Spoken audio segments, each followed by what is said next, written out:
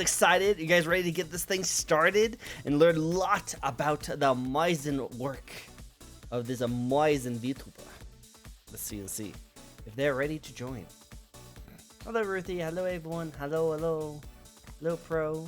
Yes. You guys are ready. Cool. Let's get started then. Hello. Hello. Hi. How you doing? I'm all good.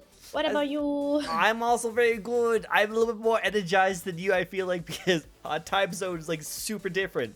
Like, it's morning for me, but you're about to go to bed pretty soon, huh?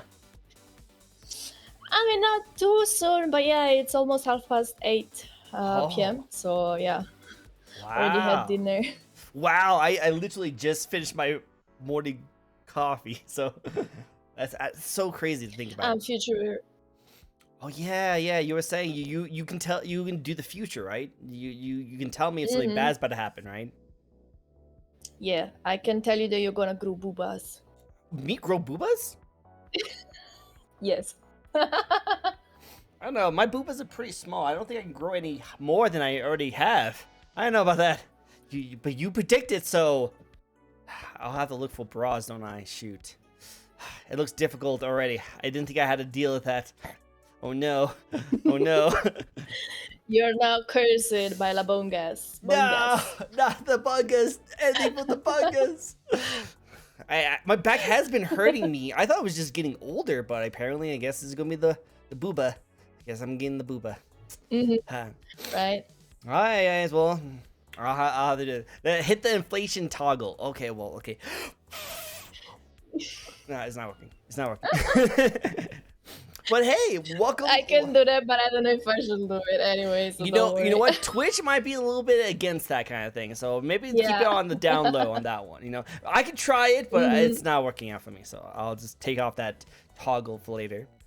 It was pasta. Why are you throwing pasta at Yoshi? Why are you throwing pasta? Do you like pasta? I don't worry, just a thing. Oh yeah, like I'm Italian, right? But I'm probably the most Italian person you will ever meet because I eat pasta at least once a day. Yeah. Oh, okay. If you're the most Italian person I've ever met. Okay. So then I have some quick questions. Then before we get started, I have some very, very important questions because I've had a lot of conversations with a lot of people all over the world, which is crazy to think about now that I say it out loud. But I've had the same conversation with everyone in the world. Do you like pineapple on pizza? Is that a thing in Italy? I'm throwing you the hard questions right off the bat. I know. No, don't worry. Many people have asked me, so many, and I always answer the same way. Like, I never tried it because they don't sell it here. I have never seen in a pizzeria pineapple on pizza, and they don't even have it in stock, like, because it's fruit, so they don't even have it. It's like asking pizza with cherries, right? They don't even have it, so even if you ask it, they wouldn't be able to do it. Oh wow, so they can't even do it. Then a lot of my foreigner friends lied to me. They said that if you want to have good pineapple on pizza, you have to go to Italy. They told me. I can't believe it. I don't know. Personally, I've never seen it. I've never seen a pizzeria make it. If you throw pasta at Yoshi, she will say a special line in Italian. Okay. Let me grab some pasta really quick. Let me go. Be right back. I'll get some pasta. Sorry, I actually ran out of pasta, so I don't have pasta. So can you say the line, even though I don't have pasta to throw at you? So I have this thing where they throw like pasta in my model, and I will say pasta for the pasta master. I am the pasta master. You're the pasta master? Oh my god. Well, it's great to see you, pasta master. I hope you teach me the ways. I like Alfredo sauce on my pastas. I don't know how you like your pastas, but I like Alfredo. Personally. I can bless you with the pasta making technique. I even made a pasta on stream one time. Man, I need to know these. I need to know the ways, the pasta making. You know, I need to know. Okay, I need to be bestowed the special noodles. Okay, I can see, like, you know how they have like the swords and they like dub people with the swords. I want a giant noodle just literally slap me in the back like that. That's what I want to see. I want to see that. Yeah, you will be a pasta knight. Pasta night. Let's go, guys. Pasta nights. That's awesome. See, I'm the first pasta knight. You guys all become pasta knights with me. Let's all become the pasta knights. Is that what your community name is? Your community fans? They're all pasta knights? Oh no, actually they are. I call them Snaky. This one. Oh. Snaky. It's the little mouse. That's the one that everyone was clapping in the beginning. You guys had adorable little emote. I thought it was a great. Oh, so that's Chad right there. Yeah, all that's of the emotes are Snaky. I would love to see a pasta knight outfit for that then. Can we get a pasta knight outfit?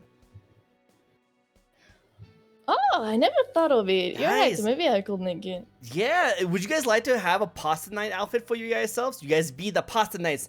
Yes. Guys, I want to see this. I want to see pasta knights for your little mouse. That'd be great. That'd be so cool. Unite. I love it. All right, well, hello everyone. Welcome to the show. It's actually a really fun little VTuber talk show I like to do. I do this each and every week where I interview a brand new VTuber to come on stage and we'll ask them 15 questions. Now, today we have Yoshi. Now, would you like to introduce yourself for the small amount of people who might not be knowing who you are? Oh, okay. So people sometimes make fun of me because I have like these pre-made sentences, and I also have a pre-made sentence to introduce myself. Hey, you know what? You're not the first. I think it's totally fine. Give me now. Okay. So, hello, I'm Yoshino, an Italian VTuber artist and live 2D rigger, and that's it. That's a very short one. All right, well, hey, go for it. It's very simple. It's very direct, and you know what? It does the job perfectly. You are a amazing. I think that's what you should add in on your little skit right there. Amazing VTuber, rigger, and artist. I love it. Ah, thank you. Of course, because like let's all agree. Let's all agree on this, okay, Chad? Like some of the work you do. Like, it looks really good. Like, I've seen some of the models, only a few of them. But did you say that you made, like, over 100 models so far? Is that what you said? Yeah. That's not crazy. All of them are, like, full body. I also have, like, small animal ones. Those are faster to make, but I have more than 100. That's still really impressive. I've met someone who actually does do a lot of work when does making models and art, and it looks like a pain to do all that kind of stuff. So like, kudos for you to be able to work like that and do such an amazing job. I'm really impressed. Definitely good. Thank you. But like, it's kind of relaxing and stressing at the same time. It really depends on the thing that you're making in the moment. Sometimes when it's like super hard, but it's also very rewarding when you manage to finally make the thing. So I don't mind it. Oh, I bet it's like really cool to like see your creation come to life, you know, and all the different pieces put into place, and then everything just comes out very well, you know. And the one thing I love about VTubers so much is the fact that you can have a really great looking model, but it's what really the person behind the model that brings life to it, and they put it in like kind of a really interesting way, you know. Have you ever had a model? This is not one of the questions, by the way. This is just improv question. But have you ever had a idea of a model that you made, and then when someone took over that model, they kind of gave it a different kind of like idea or personality to it that you wasn't expecting? Oh, yeah, that's an interesting question. Honestly, I don't think so, because usually people tend to get models very representing their personality. At least that's what I see that people do. So usually I feel like people quite match their models. Makes sense. I've always thought because you probably do most of your work has been commission work. Have you ever like made a model yourself and then give it to someone, or like sold it to someone, or raffled it or something?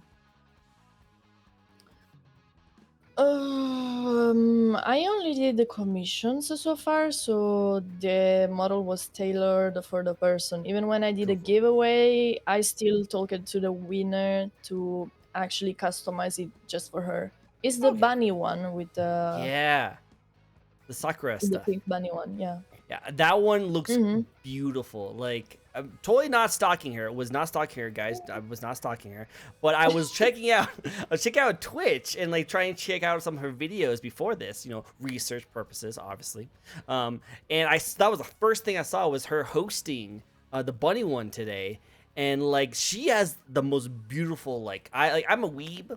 I love Japan, so anything Japanese related is like up my alley. So when I first saw that, I was like, oh my god, that's like such a beautiful design. Oh my god. I thought that was your model at the time, like you changed it to instead of the one you're in right now. But then I found out you were hosting that person. So I was like, oh my god. So I immediately followed that person. So yeah, I guess what happens is that whenever I see your models, I just happen to just always follow them.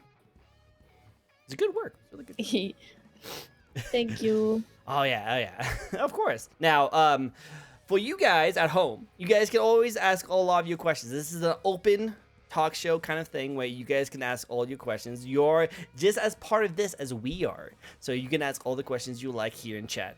We'll try and get to it as best as possible. We won't like mid conversation like interrupt it and stuff like that, but we'll get to all your questions as best as possible. Now, if you guys want to get into a question but you don't know what to ask, I actually have a little bit of a channel redeem point that you can actually redeem, and you can actually spin the wheel and a random question will pop up and ask a question to our lovely guest here. So if you guys want to tribute to the stream but you don't know what to ask, just hit that spin the wheel and you should be all good. Now, before we get started, do you have any other questions? Do you have any questions? Like Pro already hit that wheel. I don't think so. Well, it looks like Era actually has a question for you. How long have you been doing digital art? Oh, digital? Since 2018, when I finally convinced my parents to let me order a graphic tablet of Amazon.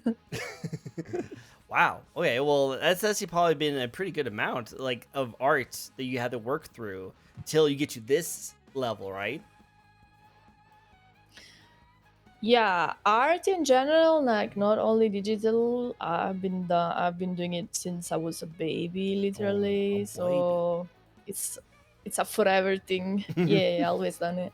What like this actually spawns 20 billion questions I can go off of. But before I get into that, don't listen to Ruth. Do not jump on my couch. I don't know why every VTuber likes to jump on my couch. Okay. I just bought this couch. Like literally just bought it. And every single time I have someone on my show, they like to jump on it, but no jumping. Yoshi, I forbid it. No okay. Jumping. No jumping. I'm not jumping. She's holding herself together. She's trying so hard not to. I'm not jumping.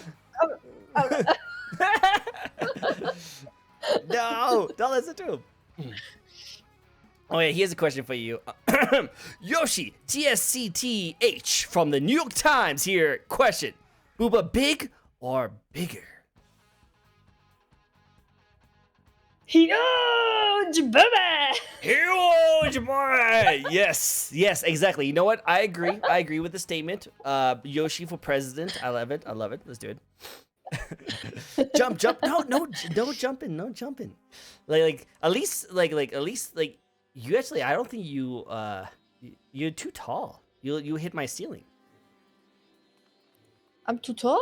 Yeah. No, wait. How tall are you? I am 169 centimeters tall. That's normal. So I'm American. I don't know how big that is. 100 and what? I need conversion. 69 centimeters. 169 centimeters. What do you use, feet? Yes. I could definitely see. I was wondering if someone can do math for me. 5'6", maybe. 5'6"? We're the same size then. I guess so. Yeah, we're totally the same size. We're totally yeah. People think I'm short, but no, I'm not short. 5'5". Oh well, I'm a little bit taller. I'm a little bit taller. Chat came to rescue. Thank you for the doing the math. I appreciate it.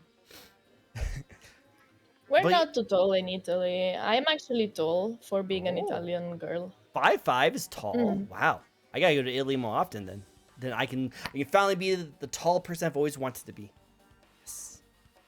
Well, actually, you said you're tall for a girl though, right? I guess guys are a lot more taller Mm, over there.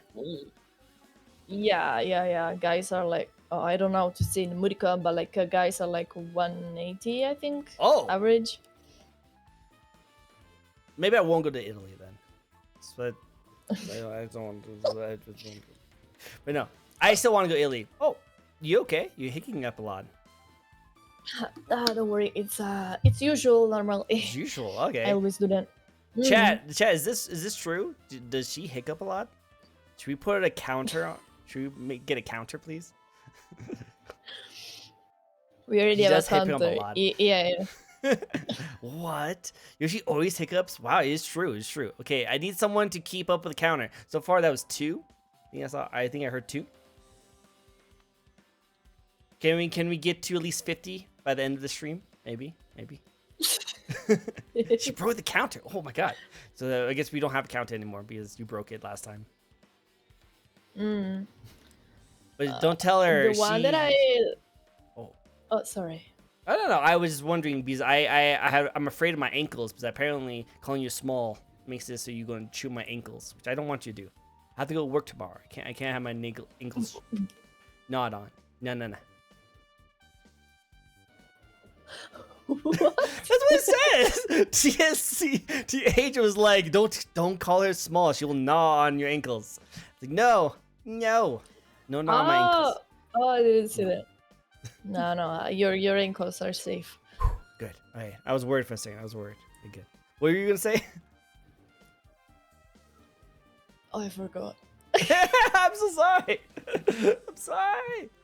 No, I remember. Oh, okay. I remember. Oh, I just wanted to say like the hiccup counter on my channel. We had it for like 1 year, but you can see how like people can forget to do the hiccup thingy. But anyways, we're like at more than 2,000. 2,000? I forgot. Is that healthy? Like I don't know how hiccups work, but like 2,000 hiccups can't be like the best thing to have, right? Are you okay? Are you drinking enough water? Yeah, I am. In fact, like when people there are not usually people when they don't watch my streams a lot and they join my stream and they're like, oh, she's hiccuping, let me redeem the hydrate, and I'm like, no, I'm gonna hydrate, but it doesn't fix the hiccup. Oh. They're just always there.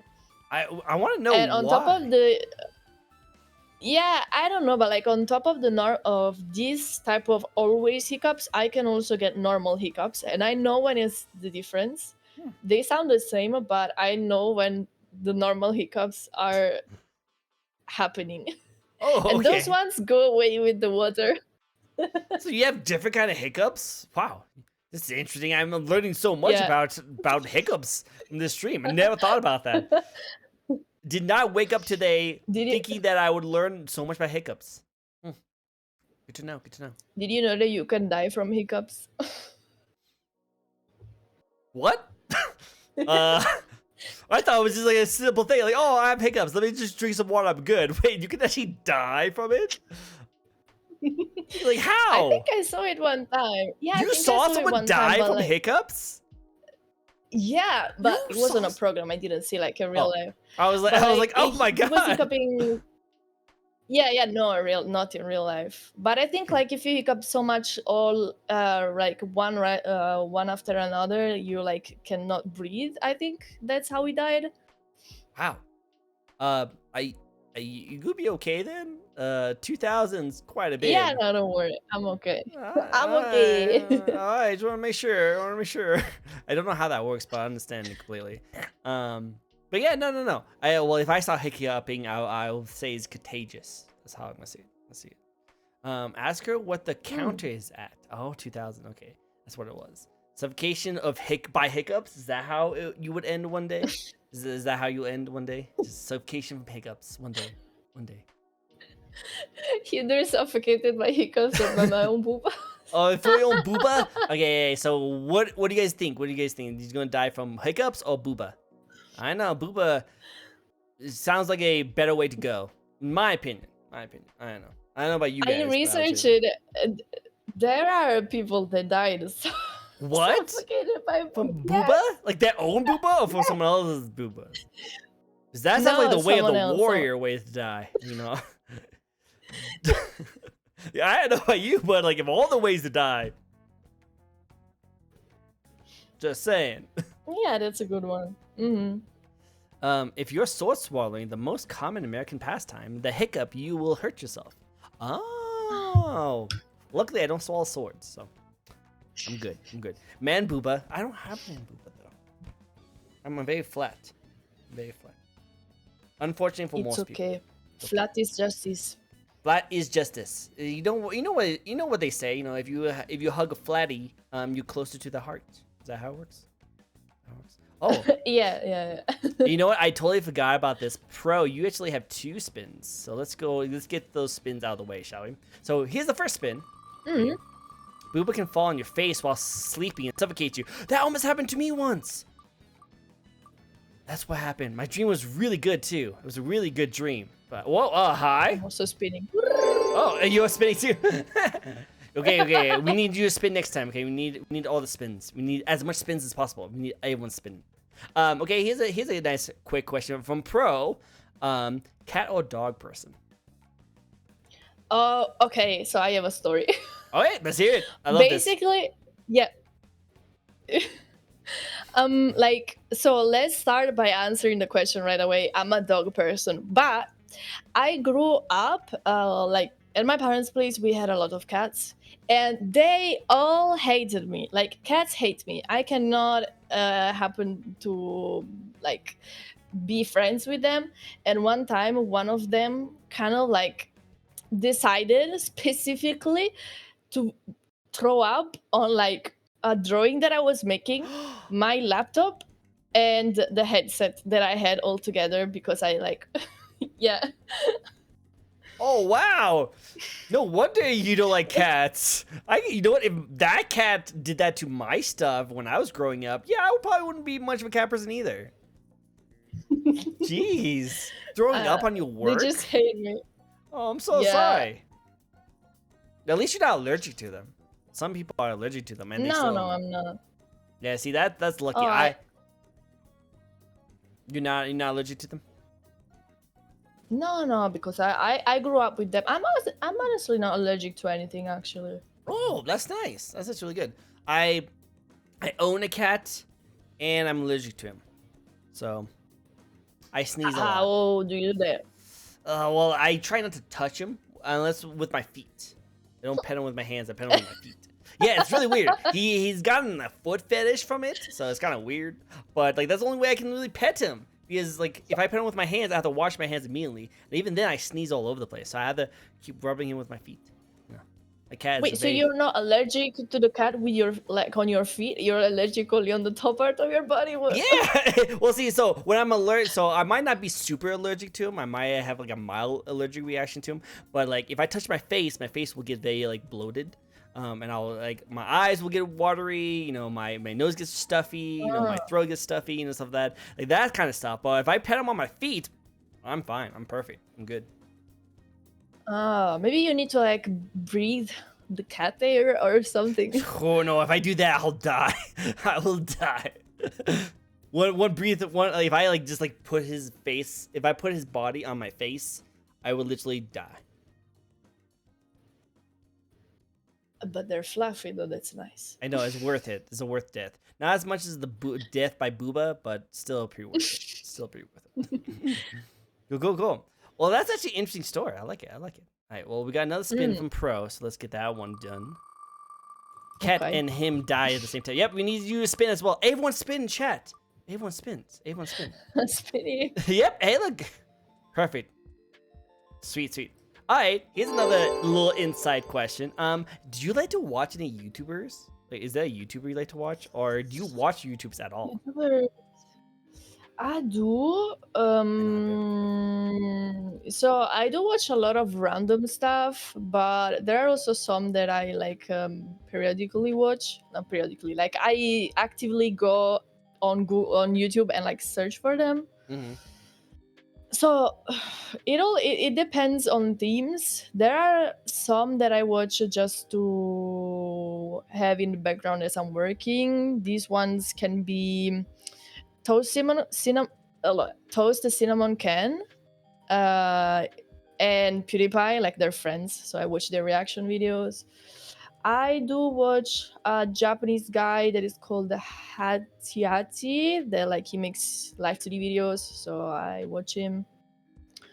There is another dude that I watch that makes videos where he basically screams at a bunch of people because they are in debt, and he's like, "Ah, how dare you buying also all of this crap and getting in debt and stuff." And like he's supposed to like help them with their finance, but I love because he like screams at them.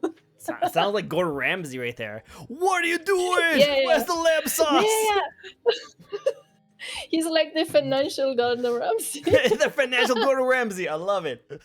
Why did you bet on red? You should have bet on black. I know finances. Finances is probably the reason why I'm super broke, is because I don't know anything about finances. I always look at anime waifus. I'm just like, I would buy that. I'll buy that. I have no monies. So that's why my finances. I'm pretty sure if I met the guy, he would probably yell at me for just my room. Like, he'd be like, why are you spending all your money? Oh, you're right. I see the action figures. I have a lot.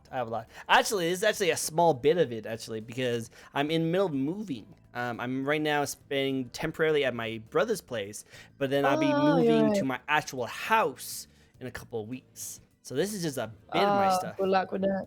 Thank you. I'm really looking forward to it because I've been visiting my house every now and then, trying to get it up to scuff and stuff like that.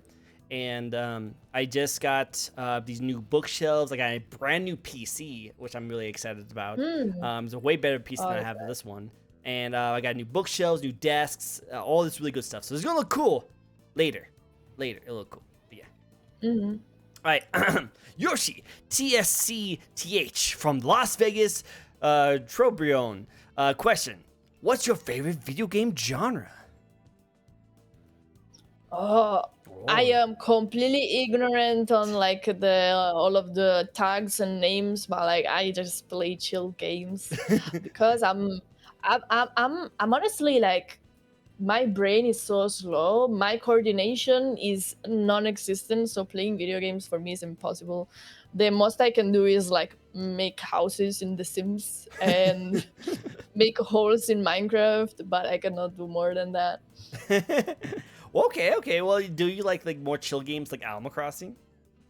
Casually, yeah. Casual. I never played Animal Crossing, but yeah, similar ones. I would say you would like Animal Crossing. Definitely cozy, casual games. But I would say Animal Crossing might be up your jam. I know there's a lot of creativity you can do in Animal Crossing. I think I never played it because it came out in a period where I was trying to focus on improving my art. And also I didn't play it much. It's also like the same reason why I stopped playing League of Legends, because I wanted to become a better artist. So League of Legends, I'm still playing it, unfortunately. You will get out of it, don't worry. I'm already need some help. I know I need help, guys. I need help. Help struggling weeb get out of League of Legends. That's all I need to do. I need help. I still just every now and then I was like, oh, how do you stop? But then a new cool skin comes out. I'm like, oh my god, that skin looks cool. I'll go buy it. And then I buy it, put it on my skin, realize I suck at that character now, and I'm like, okay, I'll stop. And then the cycle continues. It's bad. It's bad. This is again the financial guy will yell at me like crazy if you saw how much I spent on Legends. Why are you buying a lot of Lux skin? Why are you buying a lot of Lux skin? I'm like, I'm sorry, it looks adorable. I like it. I don't. Follow Yoshi. Yes, follow the Yoshi. You know what I used to do? Don't tell this to anyone. Okay, oh yeah. Don't worry. It's just between us. We won't say anything. We won't say anything. So like I've been playing League of Legends for like a lot of years, since I was like 11 to 3 years ago. So I played for like 6 years or something, and I never spent a cent on it. But I had a lot of skins. That's because people, when they discovered that I was a girl playing, they were like, "Oh, wow, do you wanna do it with me?" And blah blah blah. And I was like, "Yeah, sure." And maybe you can gift me, maybe you can gift me a skin or something. And they gifted me, and then I blocked them. Oh no, that's so cruel! You just broke so many like nerdy broken hearts. Oh my god, you just. take their skin and block them. Oh wow. Some of them were weird. Some of them were, I mean, many of them were like, they will like be, oh, duo, and then they're like, and then they will be like, oh, you're now my girlfriend. Oh, you're my Like, girlfriend. what? What? That's not how that works. Everyone wants that gamer girl. Everyone wants the gamer girlfriend. Everyone wants it. Everyone wants it. I know, breaking gamer hearts. Look at you being a heartbreaker over here of nerdy anime loving gamers. Well, I need my own heartbreaker skin. Yep, you need your own heartbreaker skin. What champion did you like to play as?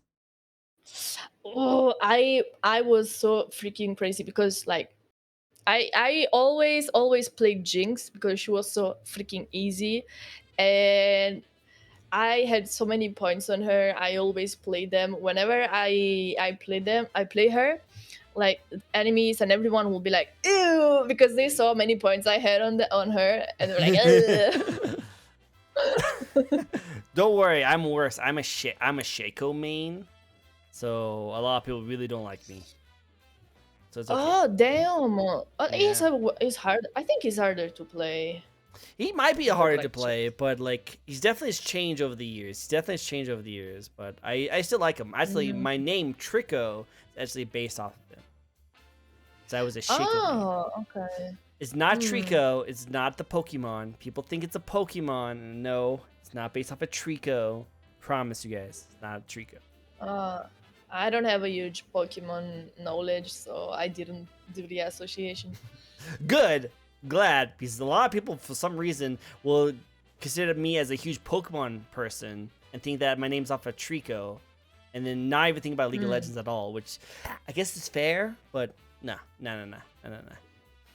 But another question. Pro has a question for you now. How many other 2D rigger artists do you follow? Can you say a lot or just a few?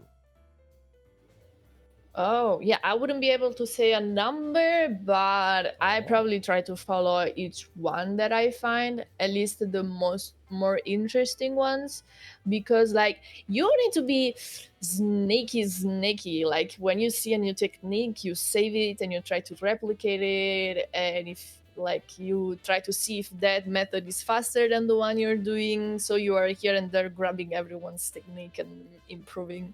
So everyone that I see, I just follow them. Nice. I think that's fun. I think that's actually good. I think like I'm not an artist. I don't have a single creative bone in my body. I apologize. I'm not that creative when it comes to those kind of things. So I have mad respect for everyone who actually can draw something. I think the skill to picture something in your head and create it on something for people to see is a huge talent, and like really takes a lot of skill to do. So I always applaud everyone who can do that. But I always think that like if you see something online that you think is really cool and inspiring, I think it's okay to try and like weave it into your own art style. You know, not copy it like word from word, but like integrate it, you know. Would you say that's fair? Yeah, it's like learning from it. Everyone does it, and that's probably the only way you can really improve. So it makes sense. It's also like using references to improve. Oh, I like it. That's really cool. And yes, TSC, your name is actually really long, even though it's all abbreviated. TSCTH. Yes, no Pokemon. You cannot catch me. And if you do catch me, you better be a Master Ball. Better be a freaking Master Ball. And yes, I do like just. You wanna know? Oh. You wanna know? I read his name because he's like a hard to say name. Yeah, that's what I've been having a hard time with the whole time. I was like, ah. I don't know if you'll be able to say like I say it. I say. Just shit. Just call me TSC. TSC. Okay. Can I call you TSC? Can I call you TSC or can I call you? I like that better. I like. It's like a whip. It's like whip. Yep. I love it. Actually, let's just do that from now on. Your name is. I love it. Unless you like it. If you don't, then we'll call you TSC. But I like the. Is actually cool. But yeah, no, I love. I do that a lot. Brothify. Good. Awesome. Interrupting you. No, you're totally good. This is all yours, and I want you to take the spotlight. Look at the beautiful spotlight that's on you right now. You can't see it because I don't have the money to afford a spotlight. But just imagine, Oh, okay. there's a spotlight right there. You guys, just Okay. imagine. There's a spotlight right there. Yeah, exactly. See, oh, look how beautiful it is. So good, so good. But yeah, no, I love Justice Magicians. I've always loved the aesthetic of Justice Magicians. That's why I like Shaco so much. Ever since I first got into League of Legends, I thought his aesthetic was really cool. So yeah. But yeah, cool. So I love how we're like 40 minutes in and I still haven't asked you like my first question. We just got into all these other questions. Oh, really? Yeah, I love it. It's great. In fact, we might actually not even get through all the questions that I have for you because we have so many great questions from chat. So I might just use those questions instead because they're great. I love them. Because the whole point of this is just to get to know you more. And I feel like I've got to know you and Hiccups a lot more than I thought I would get. So yeah, definitely.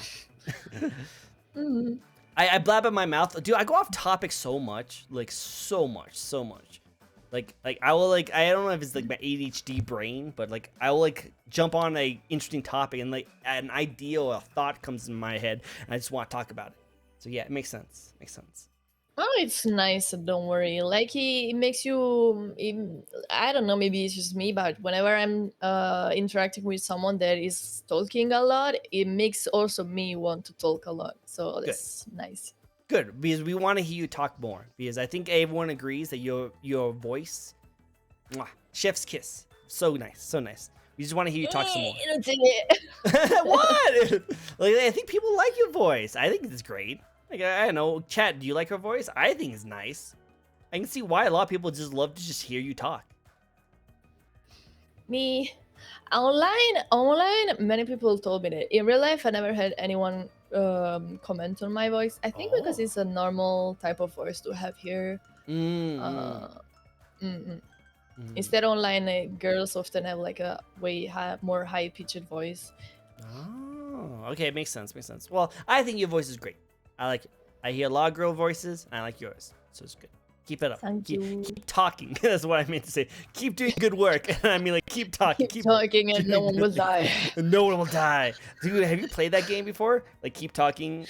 What was it called? No, I gotta play one time. We should play. We should play together. Explodes. Yeah. Like that. Yeah. We should play that together. I would love to play that because I need to find someone who can keep talking without not talking.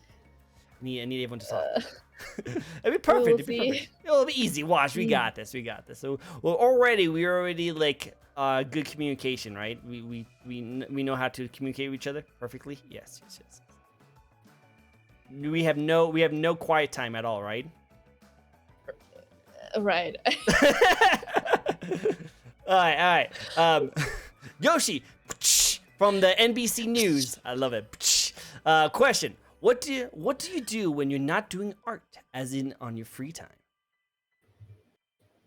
More art. Oh, wow. More art. All the art. So much art. So when she's not doing art, she does more art. She does more art. I can do that too. Not as cool as hers. And not as beautiful eyes. My eyes just like normal. Wait, I fucked up everything. I'm sorry. No worries. But no. I like it. You have really nice eyes, by the way. Very nice eyes. Very nice eyes. You. Very blue. A fellow artist. Yes, she is the best of artists. You can't stop with one art. She has to do all the art. I am artist. You know what's the thing? Like, I think if you're an artist and you do it as a job, it's never really your job. Like, it is your job, but also it's your hobby. And like, so like, if I'm sad, I draw. If I am happy, I draw. If I need money, I draw. It's like I draw. Go for it. You know, if you're relaxing and chilling, you're drawing. You know, if you're stressed, you're drawing. Pretty much, right? Yeah. Well, hey, keep it up. You do a good job, so might as well make a living off of it, right? Yeah. That's what I always say, because people often told me like, you should not do art because you will be under a bridge. And I'll say, fuck you. I love that. You be under the bridge. F you. Get away. Look how much muns I have. I have all the muns. All the boobas. All the boobas too. Boobas and muns. That's all. That's what you live off of, right? Boobas and muns. Yes. That's all you need. That's all you need in life. And That's all you need. And pasta. So guys, like Yoshi 2023. Yoshi 2023.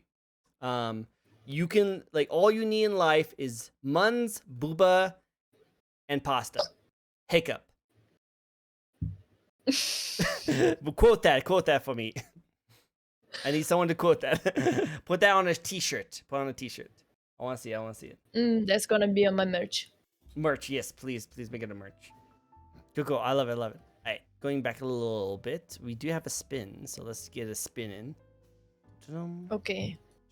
Hey, are you ready to spin? Yes, everyone spin chat. Everyone spins in chat. Well, let's see. Pasta on Booba. Pasta on Booba sounds great. Yeah, pasta and Booba. Perfect. Alright, so do you have an unknown talent that not many people know about? Oh, wait. Let me think. Yeah, you're like, oh wait, I can't say that. I might. This is very useless talent, but I cannot show you. You have to trust me on this. Oh, I can okay. Yeah, I can lick the tip of my nose with my tongue. You can lick That's very useless. Let me try. My nose is very pointy and it points down, but still can't do it. Nope. That actually is a pretty cool talent. She can make pasta from scratch. Oh. Whoa. Is that what happens when you get pasta on your nose and your hands are making the pasta and you found out about this talent when you were making pasta one day and you got something on your nose and you can't use your hands because you're making pasta. So you got it. Right? Is that how that works? Yeah. When your face is dirty, you just go like with your tongue all of them. I can see it just like it's just like a cartoon, like yeah, just like that. Just like that. You guys hear that? You hear that? She can put the tongue to work, and do all the cleaning on her face, all the cleaning. I love it. Chat didn't notice her big, beautiful, sexy eyes. Eyes are up here, up there. Chat. Well, no, we saw her eyes. You know, we totally not distracted by anything else on her. Her eyes, right? There's nothing else on her that you'd be distracted by. Right, chat? No sus. Right. Actually, I don't see anything. I do want to get into your model very soon, though. And when I mean your model, I mean talk about your design. Not in the sussy way. I'm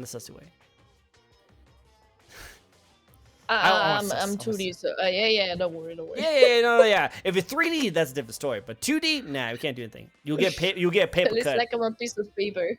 Yeah. We don't want paper cuts, guys. No paper cuts. This hurts. But no, I still like it. Actually, the one thing I want to talk about is that you made so many designs.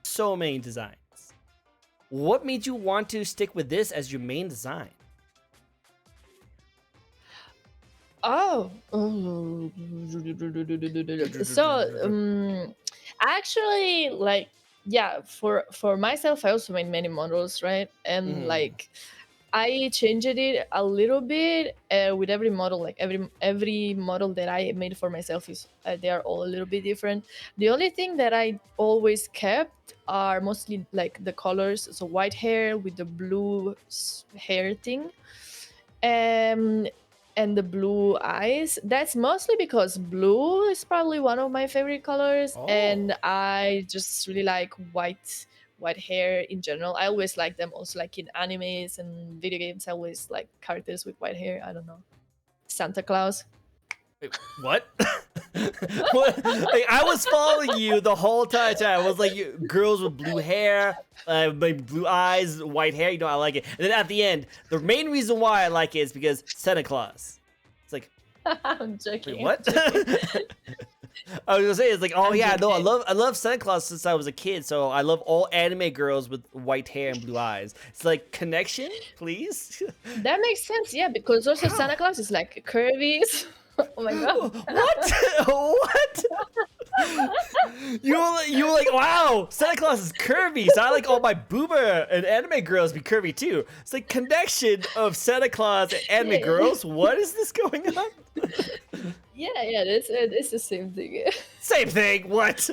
I think if I took a picture. Okay. Like, here, you know what? No, this might take a second, but humor me for a second. Humor me for a second. Okay, we're gonna find out. We're gonna find out how similar Santa Claus is with an anime girl. Okay, so I'm gonna get a picture of Santa Claus right now. Okay, we're gonna get a picture of Santa Claus. I'm just gonna. Santa Claus is an anime girl. Oh, it is anime girl. Okay. You know. Yes. Let's see this. Okay. Okay, got that. Now let me get a picture on here. Give me a second.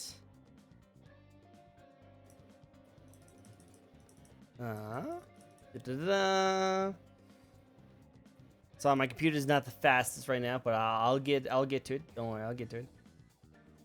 Gambare, computer-san. Computer-san. Okay. So everyone, let's get this. Let's get this image, okay? So right here we have Santa Claus. Yes. And to the left, we have a hot anime waifu. Do you see the similarity? The same, right? Yeah. Do you see the similarity? Look, it's the same. It's the same. What? You have a mustache too. But you have a brown mustache. Doesn't even make sense. Because I'm Italian. Oh, okay. I see how that is. So, okay. Chat, everyone. Do you see the? Are they the same picture? Are they the same? Same right here. You can see it, guys. Do you guys need glasses? I thought I was the one that need glasses. What's going on here? What is going on here? We are the same. Yeah. The same. Oh yeah. Totally. So her inspiration of all the anime girls that she has made, all 100 probably, not all 100, but most of the anime girls you have made, was all a reference to Santa Claus. Is that a fact? The sexiness definitely was taken from Santa Claus. Yeah. I see. I love to see the inspiration. I love the inspiration of your art is Santa Claus. I want that as your lore story. Your lore. I don't really have a lore at all. I'm too lazy to make one. Well, it would be really interesting because you're the like. So I said in the beginning, and I hope you don't see it as an offensive thing, but you're the mommy of all mommies, right? You create so many like VTubers out there that you definitely like to do that, right? Is that how it works? Yeah. I mean, that is kind of my lore a little bit, that I just make other VTubers, but that's it. Like, that's it. You make other VTubers, but that's it. You're the creator. You're the creator of everything. You have a sneaky lore. Sometimes sneaky lore. Sneaky lore. You know what I think sometimes will be cool? Like, this is sort of my crazy idea. If I had like $1 million right now, maybe I will do it like have a video game where like I am like the creator of like multiple characters, and all of these characters that are my VTuber babies have each of them their own storyline, and you need to play each one of them to then reach the final fight against me, that I am the big boss. I'm the final boss. You know, that'd be cool. That'd be really cool. What kind of game would it be? Would it be like a fighting game? Yeah, fighting one. Maybe so you have to do all of the story for each character and fight, and yeah, I think. Yeah. If I had a lot of money, I will do that. Yes. One day. Let's do that as a donation goal. Make her a video game.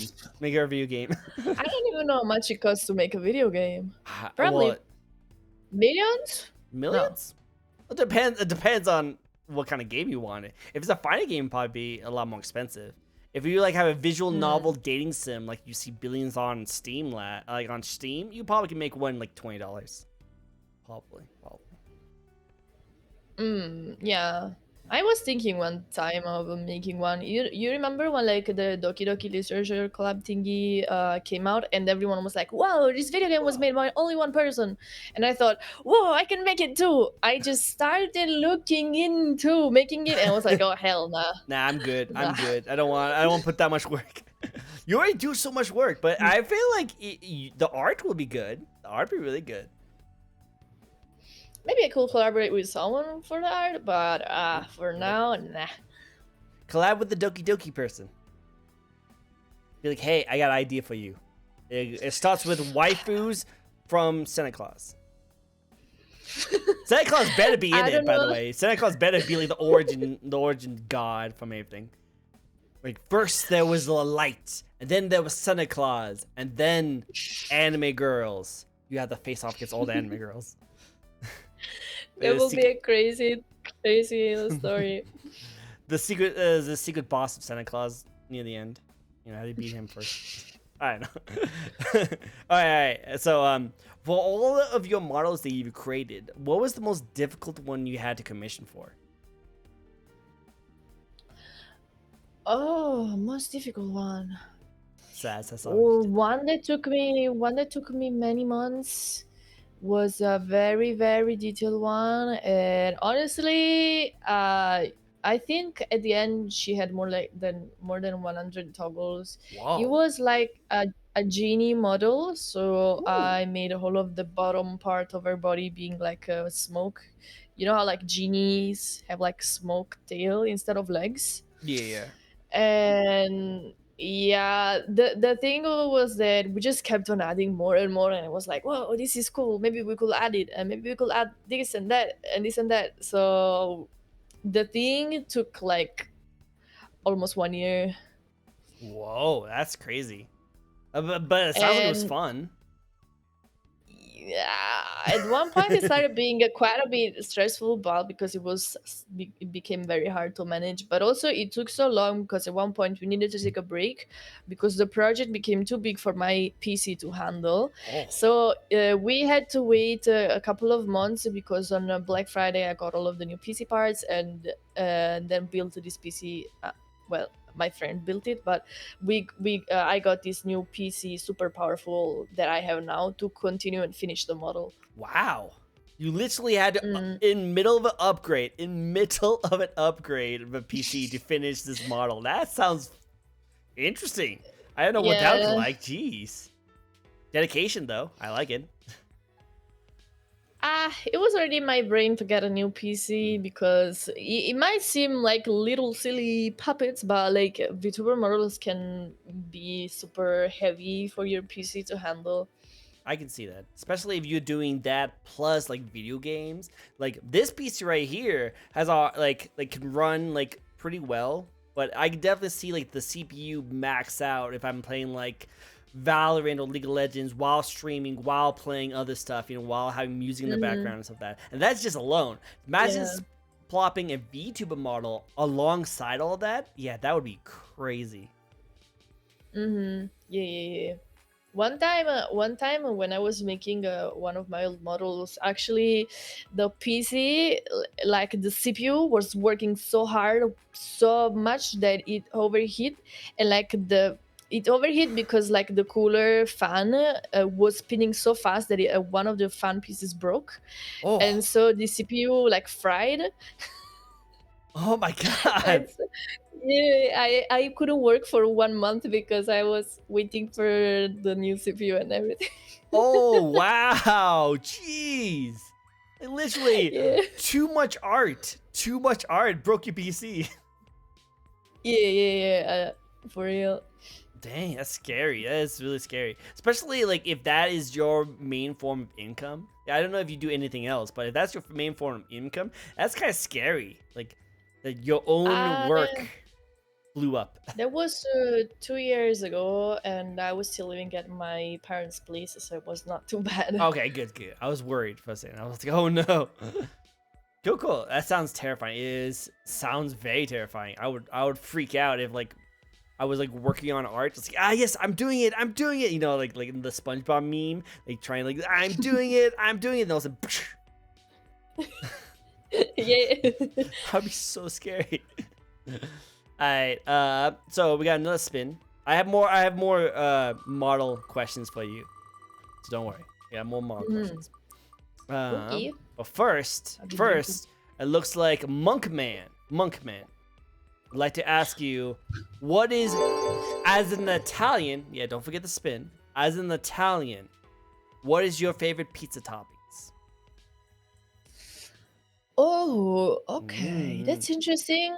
I know, right? Some I don't always get the same one, but the one that I mostly get recently is there is the pizza, and then there is usual tomato sauce, and then chopped tomatoes on top, plus fried eggplant Oh, pieces, plus do you know stracciatella? I don't know, but it sounds sexy. It's like it's like a very soft mozzarella. Ah, yeah, see, sexy right there. Like I've seen like Yeah. mozzarella like goop down. Looks so good. Want to eat? Mm. Yeah, and then it also has like a rocket salad on top, and it's the pizza that I get most often recently. Oh, nice. I like that. Are we at like 8 hiccups right now? 8 hiccups, I think so far. Maybe a little bit more. I have no idea. So your pizza is. Yep, there's another one. I hope you guys keeping track at home. So your pizza has tomato sauce, tomato cuts, eggplants, mozzarella sauce, a mozzarella cheese, and eggplants. Is that what I heard? And then leaves like rocket lettuce. Yeah. What's a rocket lettuce? It's not too. You don't know? Rocket lettuce? Wait. Someone call it arugula. Arugula. I don't know. I just think of like rocket lettuce is lettuce that's literally shipped to space and then come back down, and it has a nice taste to it. Nice taste to it, you know. And I'm like, wow, you're very fancy. You're like Elon Musk over here, just making lettuce come out. Oh, okay, send me. You know, Cindy's. Well, how do you call it? I don't know what it's called, but I've seen this in my store. I thought only the most exotic of Italians can have rocket lettuce. So I'm glad to know that it's not actually rocket lettuce.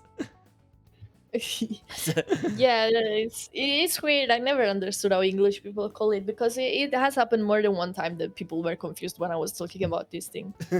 Well, I think it's just like, you know, like I think it'd be really cool if there was actually lettuce that was shot up to the sky and like brought down, and it had like special properties because it went to space. I think that'd be cool.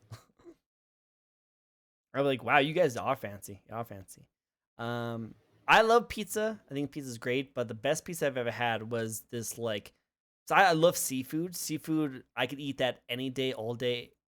And I had this pizza with like lobster on it. It was so delicious. Oh, it was so. How much did it cost? Well, luckily, so during the time I had, because I work at a store, I'm a manager at a store, actually a couple stores actually, and I actually have I had an associate who used to work at Red Lobster over here in the United States, and Red Lobster is known for making a lot of like seafood entrees, and she brought a curation of her own of a pizza with freaking stuff on it, and I thought it was delicious. I thought it was like super good. I wanted to see more of it.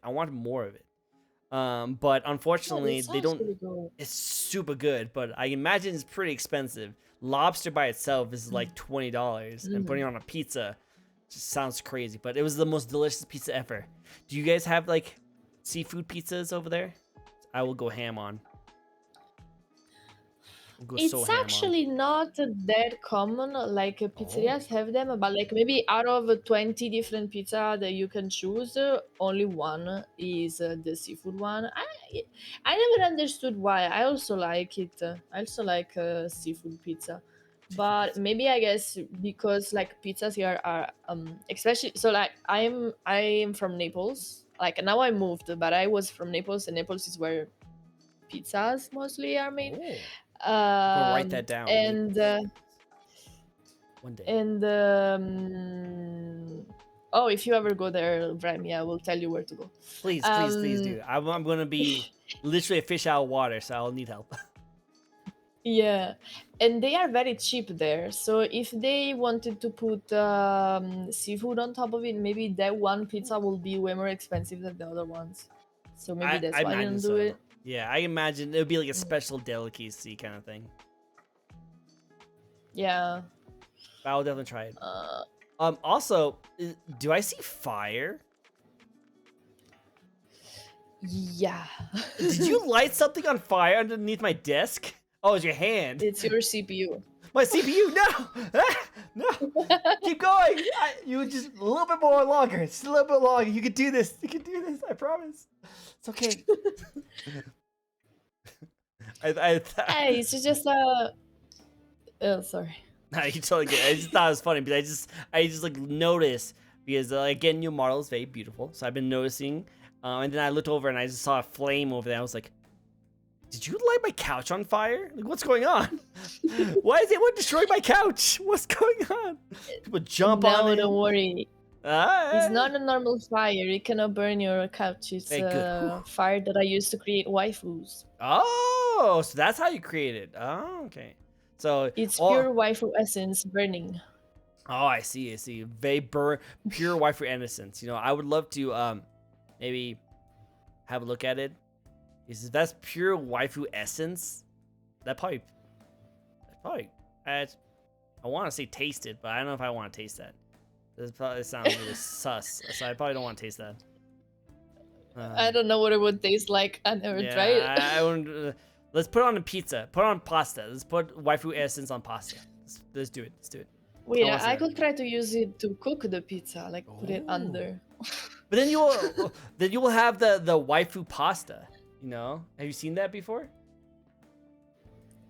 The spaghetti shaped like a waifu? Yeah, the anime girl pasta. Have you not seen that? I saw those. They look at it kind of scary. With the giant eyes. I'm not sure if we're meaning the same thing. I'm sending you the picture right now of the one the one I'm thinking about. Oh my god, I just googled it and like half of them is very sassy. Oh. I'm very sassy. What is your settings on? What do you mean? You don't get that? No. Sassy ones? Well, No? yeah, I guess so, but you know you can turn that off, right? You don't have to get just sussy stuff. I think I sent it, but I think it got weird. Spoiler. No, it's not spoiler. Can you see that picture? Well, I don't. Wait, where? Stop. I have technical difficulties. No spoiler. Cool. Pasta thighs. Did you not save? Pasties. Sorry. We're in the middle of a stream, but we're just sending each other anime girls pastas. It's very awkward. Wait, I found a non-sassy one. Okay, here we go. It's like Luigi. There you go. Do you see that? Yeah. That's what I imagine. That's what I imagine her pasta comes out, you know. Like that? Yes.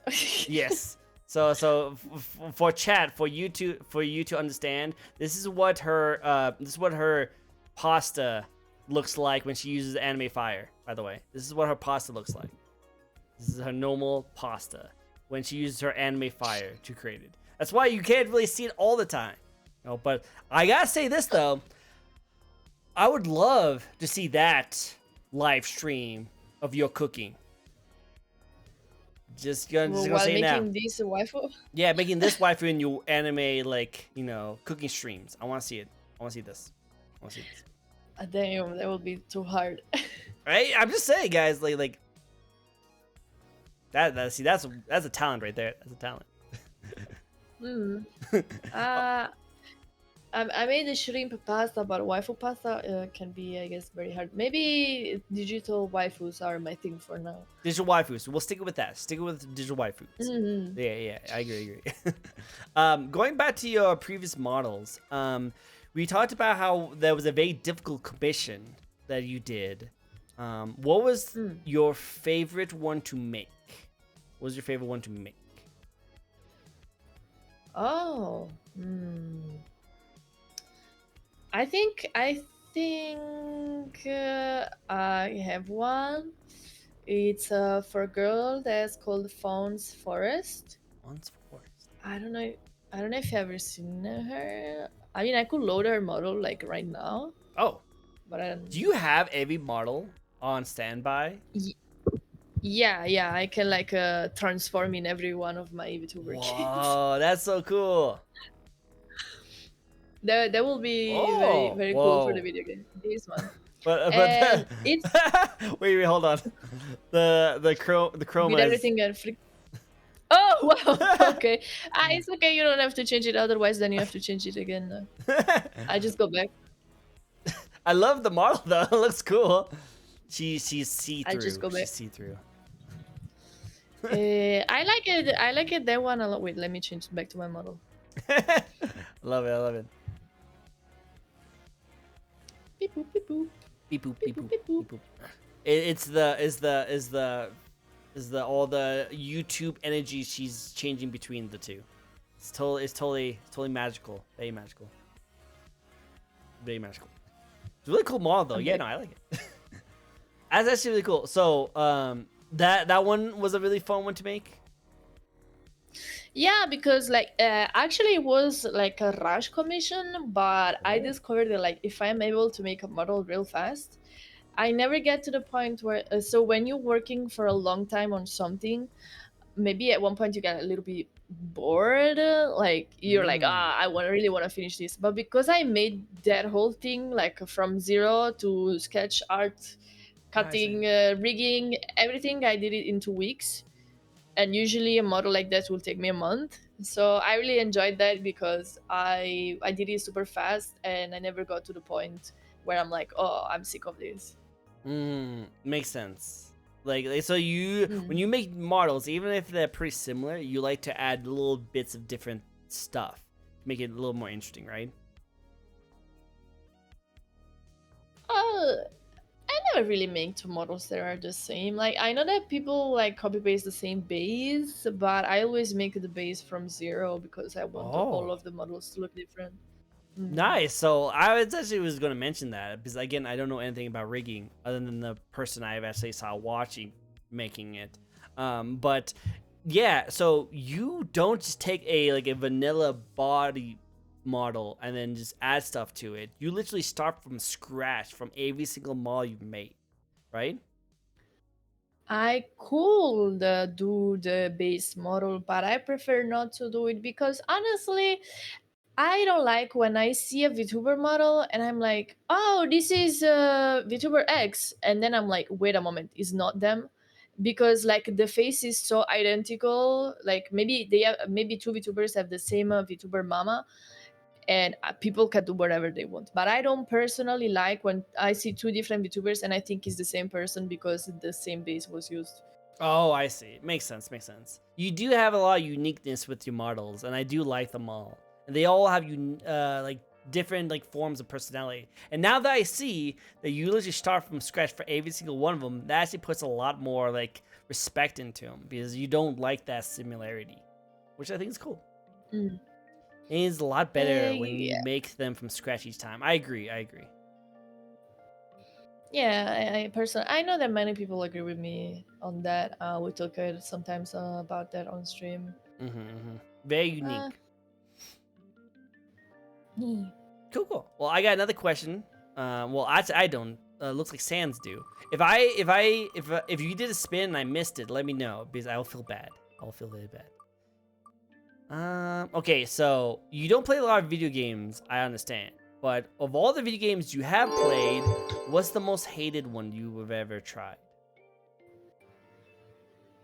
Most hated by me or like by people? By you, personally.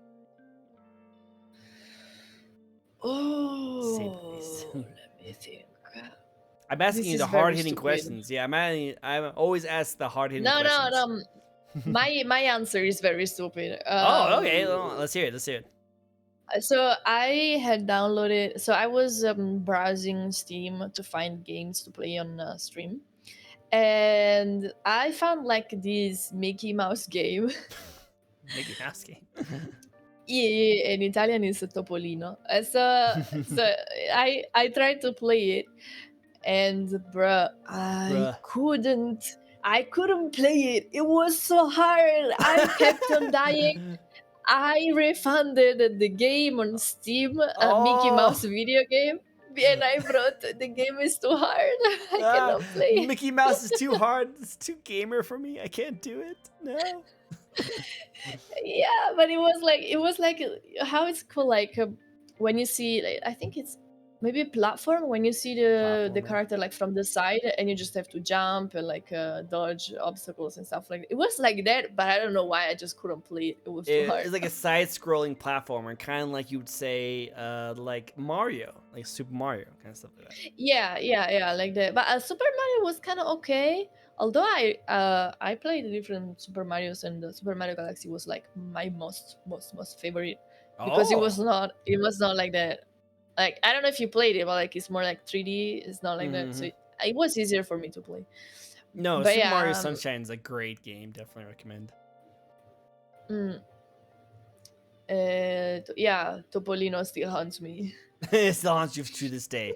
To this day. If you ever see Mickey Mouse, you're like, oh no. Oh no. No, it's him again. Oh no. The Dark Souls of Disney. I love it. Love it. That's at least that's Dark Souls for you. Like, if you see Mickey Mouse, it's like, oh no, flashbacks. I love it. I would never dare to play Dark Souls. Although I tried to play Sekiro. Oh, nice. I love that game. Yeah, I got so you know it. So like, you know how there is like the first mini boss that is like the monster with like red eyes, fire eyes thingy, and then there is the second mini boss. I'm still stuck at that one. Oh. And I tried to do it like, I don't know, 30 times or something. I still cannot manage to. It's a difficult game. It's a really difficult game. So like, I understand completely. Like Lava with the head pats. Yes, we will all give head pats to at least try it. Some people just don't even try it. So, Matt, it's so hard because people. So I'm so bad that I watch video games tutorials, and I watched the tutorial to defeat that one first mini boss, second mini boss, and the dude in the tutorial used it like 10 million heals that you don't have when you are so early in the game. So not even him technically did defeat the freaking boss. So bruh. It's so difficult, even the tutorial couldn't get through it. Yeah. Heck. So much heck. Too much heck. They should tone down the heck. All the heck. Agreed. The hiccups, agreed.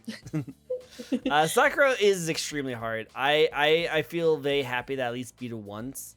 But I'm stuck on the second playthrough because I'm doing a different but you can because there's two endings you can do with Sekiro. You can spoilers for people who haven't played Sekiro, but the first ending is that you have to do you mind spoilers everyone? Spoilers? I don't think I'm ever gonna get to the ending anyways, so don't worry. Good.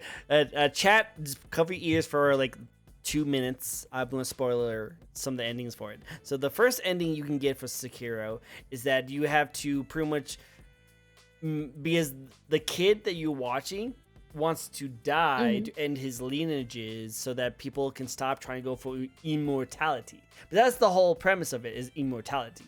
People are trying to take his blood and his like heart to become immortal. And you find a way to sever his mortality by going through all these crazy things, like literally fighting this dragon god sword thing, and you get his tear so that you can like finally like sever his mortality. And everyone else is like, no, we want to become immortal, so we're gonna try and take it. And then that's the normal ending. Now the other ending is where you like, I'm not going to go against my master's will. I will keep my master alive because that is my sworn duty as his protector, is to keep him alive. And you have to kill other people who are trying to protect.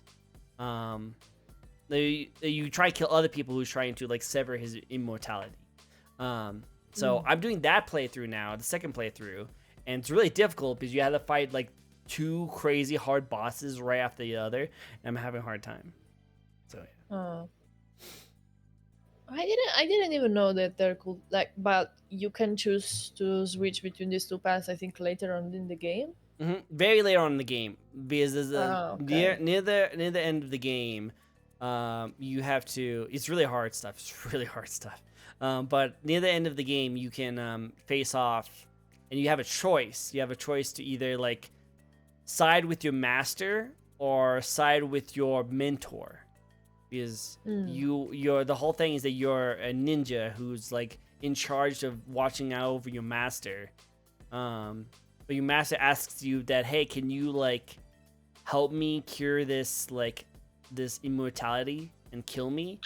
Or should you listen to your mentor who's trained you to only listen to your master and always protect them? So you have to learn about that. And they do ask you that question, which one you want to do it for. And the normal answer is just to side with your master. So the game's a lot longer if you do that. But it's a lot shorter if you listen to your mentor.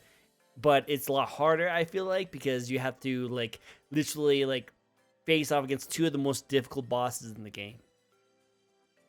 Oh, got it. I mean, yeah, I would never reach the point of the game, so. I keep playing it. Like the cool thing about being humans. I know you're a little bit of human with your flaming waifu hand and your pointy ears, but we are really well known. We're really well known for always improving as long as we keep doing it. So if you keep at it, you could eventually get to it. But you know what I think sometimes? Do I want to spend my time, invest my time into improving into something that does not give me anything in return? True. Like I was gonna say, if you did want to get bad at it, you probably could get really good at it, but then you have to stop drawing. And we know what that would be like if you stop drawing. Draw! I cannot stop. Never stop.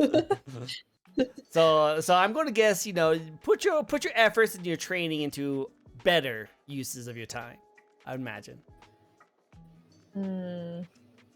I struggle a little bit with that. In fact, it's a little bit harder to decide not to do anything like I did today. I'm starting to learn to do that, but so far I always like, I don't know, I feel guilty if I am not doing something productive often.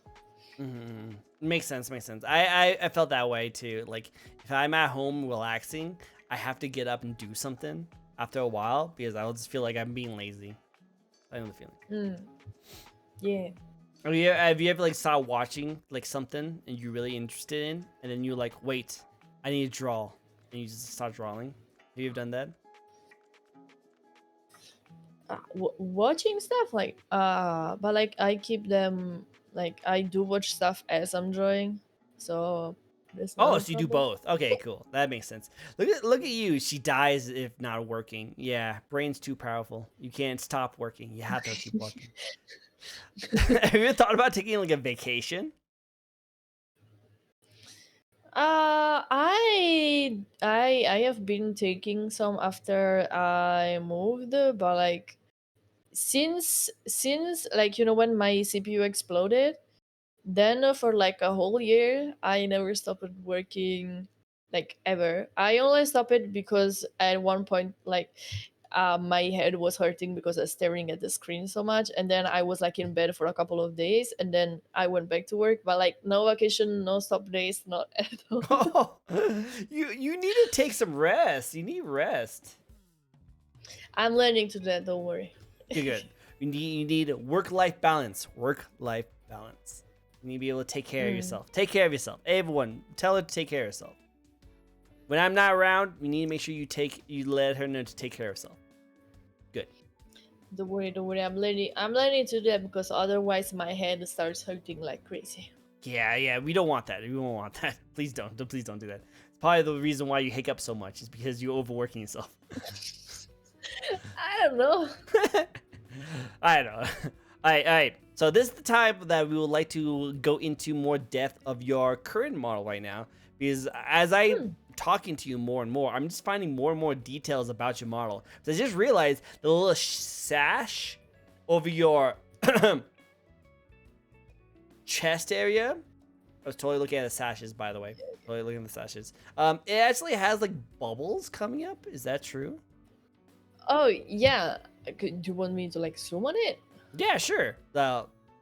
Everyone behave. Everyone behave. Obviously. But yeah, no. That's so cool detail. Like that's really cool detail. I really like to put like a lot of sparkles and bubbles and everything. Like Did you see what's under it? Oh. I see your hand, which looks freaking dope. Your creative hand. Yeah, I'm going to. Let me do that. No. Is this part right here? Now we can see a little bit more. It's a really cool effect. It's really cool. Wait, did I see something? Did I see like? Oh, is that a bug? Was that like a? Wait, it's a snake. Oh, it's a snake! Holy frig! I didn't notice that. It's a giant snake where is protecting your vital spots, right? Your vital spots. Yeah. Wow. Snickle. Is that why everyone keeps on saying snake about your model? Sneaky is the name of the mouse, and basically my child, which is the mouse, is supposed to be like a snake food. Oh, snake food. Oh, wait, that's why they're mouse. Oh, yeah. So you've been eating your chat? Not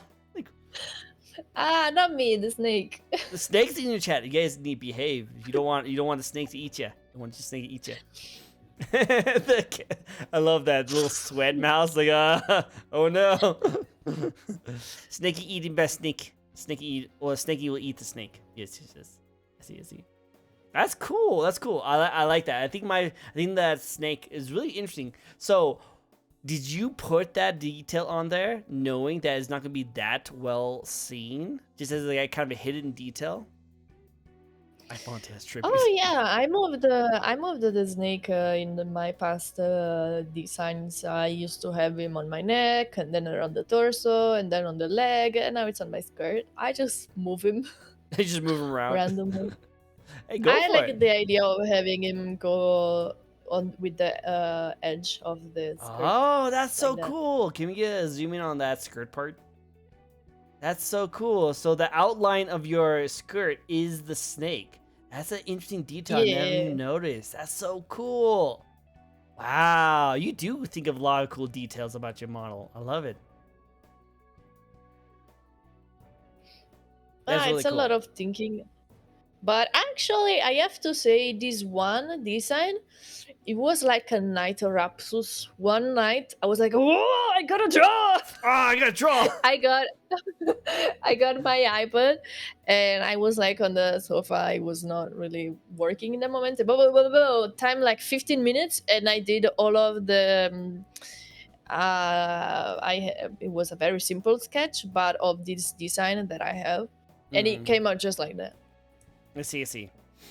That's really cool. Really impressive. And it all came from you just waking up one day, I must work on something kind of situation. Yeah, it does happen. There's like the artist 3 a.m. inspiration illumination moment. To it. I love just wake up. It's like, I'm inspired. Let's work. I love it. We got Pyro who wants to hydrate. So you have to hydrate too. We both have to hydrate. Okay. My model looks weird when I drink, but it's okay. Yeah, it doesn't look so weird. It just looks like you're just like shocked about something. Like, oh, you put your hand up. yeah, it always does that. Oh, I love it.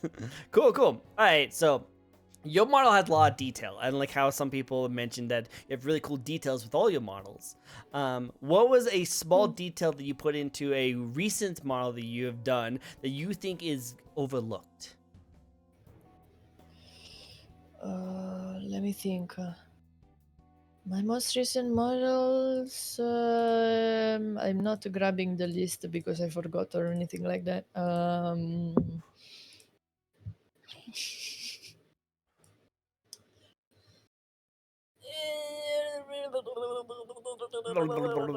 Don't you love her mannerisms when she's like not doing something? You know, when she's actually working on something else. That's an interesting question, but I'm not really Yeah, you guys sure. like her mannerisms when she's like doing something, and instead of having the empty space of just not doing something, she will make random sounds. I think that's like, wait, is it maybe possible that not VTubers, streamers do that because we are used to try not to have silent moments? Like, do normal people do that? Yeah, a lot of people do that. A lot of people, especially Oh, over also, phones. Like if you ever hear someone going like, "Yeah, let me check that out for you." You know, like if you do customer service, let me check that out. Ba-ba-bum, dun-dun-dun-dun, and here you go. You know, they're just trying to bridge the gap because that silence is usually pretty like weird for them, and it really depends on the person. And yes, you're right. Streamers need to have that because they need to make sure that they have some kind of way to keep on talking, you know. And VTubers have a harder time doing that because they don't have that visual cue of someone doing something, you know. A lot of times when you're a streamer like me, who's a flesh tuber, is what I guess we are called, flesh tubers. yeah. I think it's hilarious. But so you can actually see us, like viewers can actually see us do something. So usually when we're doing something, audience can see them doing something. But it's kind of hard to do that as a VTuber model because you have a standard look to yourself, so you don't really know you're doing something else. So a lot of VTubers like to have little mannerisms or little spaces between their speeches, so that they're still entertained and still chat, still like knows they're doing something while they're trying to like pull up a picture, pull up their game, trying to fix a technical issue, and usually it's that way of them bridging the gap. It's easier to do that with a flesh tuber, but you can see them physically trying to fix or trying to get something. But it's harder for VTubers, so they actually have that mannerisms to put in. So it's cool. I was thinking actually, I remember that I used to do that a lot. Yeah, I used to do that a lot more when I had less viewers. Now that I have more viewers, I have more also active chatters, so I just talk rather than making sounds. But I remember people pointed out a lot when I was a smaller like streamer, and I used to have a lot of sounds that I always made because I was anxious of the silent moment, and these sounds became so much of a habit for me that I will randomly like be, I don't know, at the grocery shop, and I'll be like making those sounds. Now I don't do that as much. I kind of forgot that I used to. I think it's adorable, and that's actually why Pro actually says he watches you. Is that little adorable, little like space fillers, which is I think it actually makes sense. I do that a lot too, though, especially when I'm shopping. When I'm shopping, I will actually like Because you're hum. thinking. Yeah, usually Uh, this is when I'm thinking. I would be like thinking of something, and then I'll always hum. I found myself doing that a lot mm. more often. But I wonder if, like you said you used to do that a lot when you first started, but then as you stream a lot more often, you find yourself not doing it as much. Yeah, because having it's simply because having more active chatters and I'm talking more to them. You know, when you have no one talking to you, it's like harder to find something to say. So instead of not saying something, I'll be there like, I will literally do this. That's adorable. Do that again. What's that? Yeah, I used to I love that. and I would just do that. Or like, I would just do this on repeat. Whoa, that's so cool. I love that. TTS feels the bot as well. Yes, I love that. I want that to be a song. Can we put that as a song or a sound redeem? Oh, you know, I commissioned a dude to make me like custom BGMs, and I recorded a lot of these sounds for him to like blend in the song. Oh, And there are a bunch of those, and there is also one where I sneeze. Little silly story. oh, I you had sneeze? yeah, I never recorded myself sneezing, but I wanted a sneeze to be in the recording because everyone tells me that I have a nice sneeze. So I Totally. spent like 15 minutes with like a paper up my nose, like tickling my nose. I watched a Wow. tutorial on how to sneeze because I couldn't sneeze. And finally I Wow. managed to get it. Yeah. Oh my god, that sounds like fun to do. Oh my god. Just okay, I need to know how to It's sneeze. Pretty much. not too fun. But yeah, it's my intro background music. Mm. Well, I think that's adorable. It was out of nowhere though, because again, your voice has like very mommy, like suave, like very elegant kind of voice, and then you go into like waifu, like uwu territory, you know, like a sweet like uwu voice. I think it's adorable. I used to be able to do it when I was younger because Oh, good. I didn't have my voice like this, but now I'm not as good at making the ooh anime voice anymore. I don't know about you, but you did a pretty good job just a second ago. I don't know. Like, do that same high pitch, but then say something.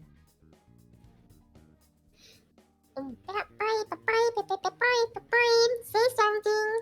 But that sounds very weird. That sounds very fake. You know what? It does sound very fake now that you say it out loud. So I still like it. I still think it's adorable. But yeah, you're right. Maybe not the true uwu that we expect, but the uwu that we deserve. Apparently, that's how I see it. It says the uwu we deserve, not what we want. I know. All right, cool. I love it. I can also go deeper though if you want. What? I can also go deeper. Oh, a deeper voice. I know if chat can handle it. Who will be getting really hot if you go deeper. But no, go for it. Let me try it. This is the deeper that I can do right now. Oh. Whoa, that shook my room a little bit from how deep that goes. But no, that's actually cool. Like, have you thought about voice acting? It seems like you have a good range. People have told me, but I have the problem. They like, when you're like voice acting, maybe you're voice act a character, so you need to have that character voice in your brain and do it on command. I'm not able to do that. Like I can do a lot of voices, but if I have to do one like, specific voice and always replicate that, I don't think I'll be able to do that. Ah, I see. Makes sense. I guess your chat wants to become a voice actress, though. Seems like it. Mm. Also, I don't know because like I have an accent. I don't know if it's like maybe you need to have a more plain accent to be able to be a voice actor. I don't know. Maybe, I don't know. I feel like a lot of like I think if you can pull off other accents, then I think is actually really good. But I don't know. Can you do another accent? Or like for me, I can't. Uh, I can't do voices to save my life. I can't do anything. I wish I could do voices, but would it be difficult? More difficult, I would say, if you have an accent. Would you say? Maybe yes. I think I have listened like to podcasts of like but Italian voice actors, and they always stress it on how when you go to voice acting school, at least in Italy, they teach you to lose your accent because in every region in Italy we have a different accent. What? Lose your So yeah, accent? What's so beautiful? Why yeah, would you want to lose it? because they're like if you are acting as a character that's like in Japan, why should you have a Sicilian accent? Like it doesn't make sense. I guess so, but it's so nice. You know, I people would kill to have an accent like yours. I don't know. It's I think it's more getting into the character. True. I can see that. I think it would be very difficult if you didn't have like a accent. You know, if it was just like normal. But I would say that I don't know. I feel like we still would like to hear you voice more and more characters. I think it just chat just likes to just hear you talk more. I think that's the real excuse. I think they just want to hear you talk more. Wait, technically I am a voice actor of my VTuber model. Oh, true. Look, she's already professional. Look, see, she's professional already there. Art and voice acting, Many so talented, so talented.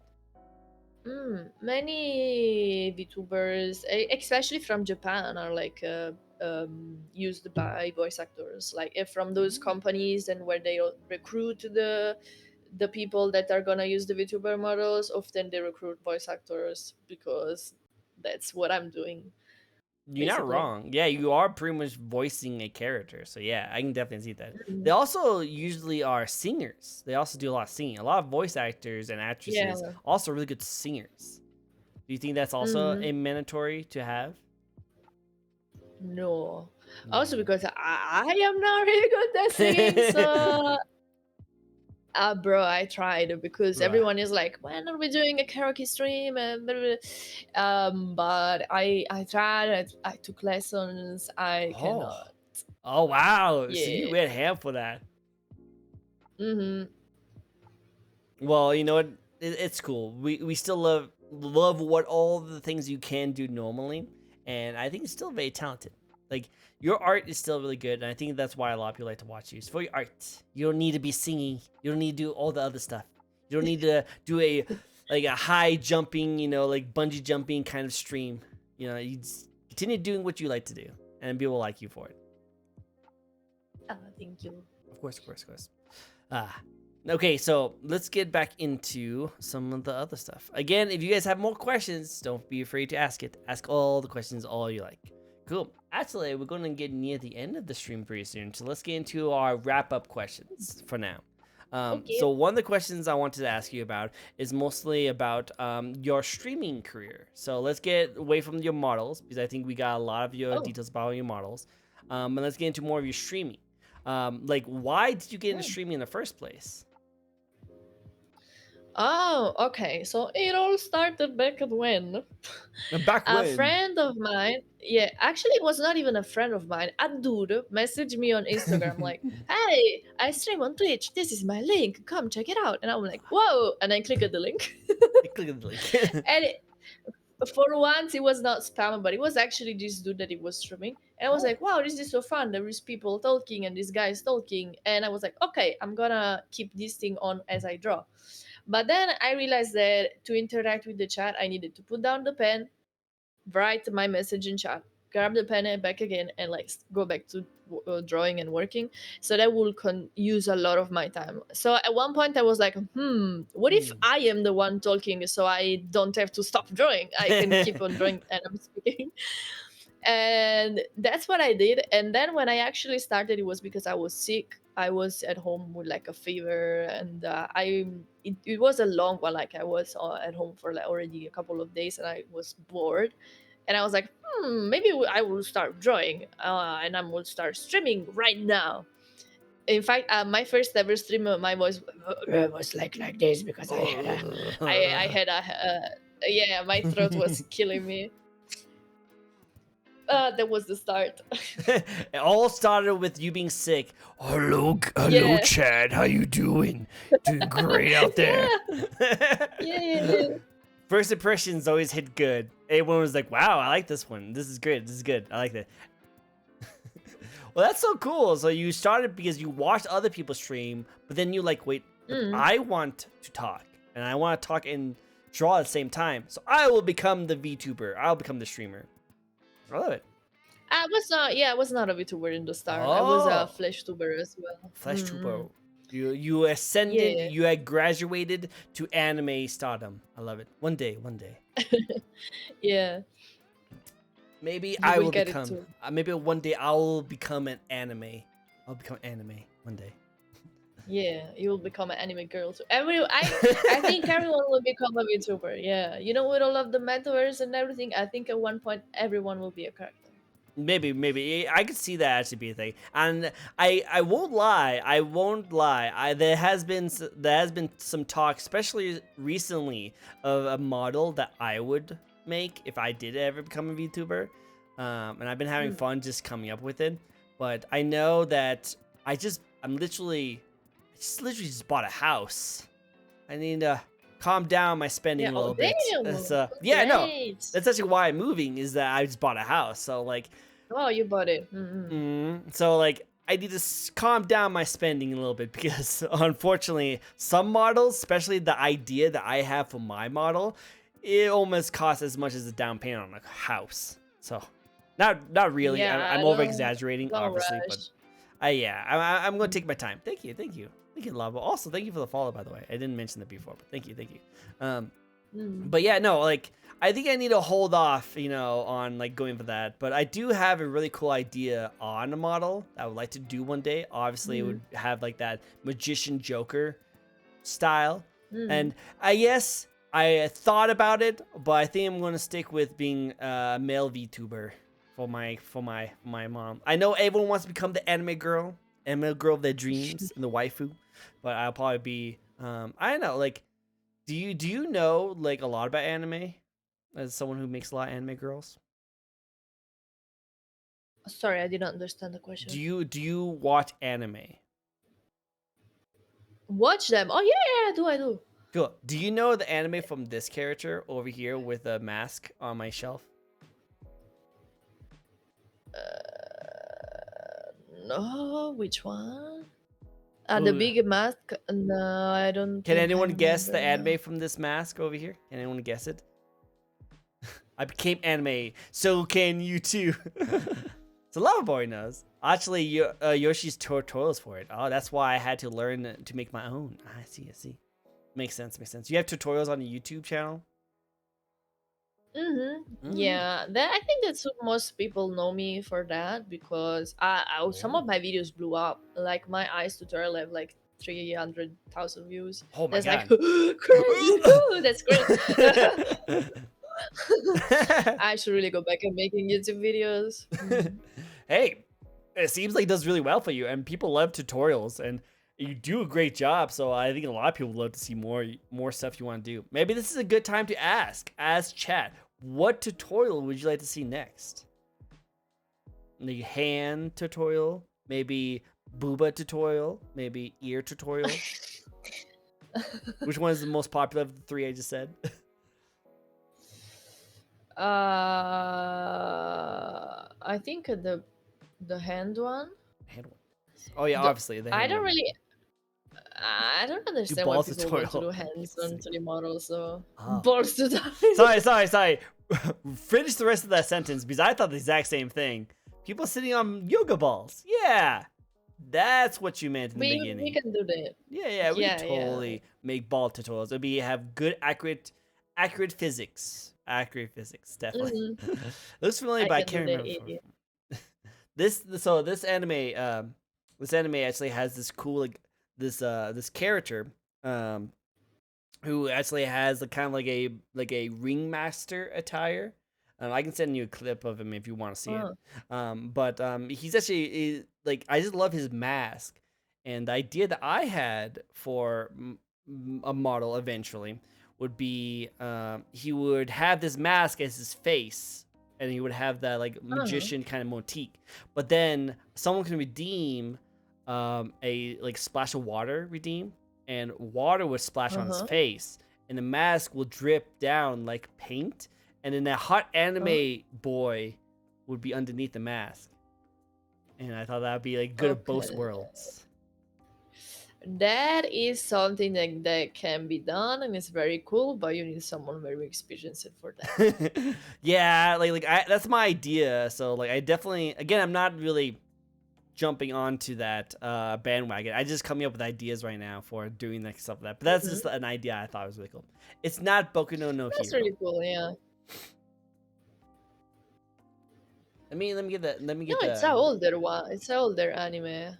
I saw that, but I don't remember the name. Let me get the name, because I don't want to misspell it. I'm gonna give it for you guys.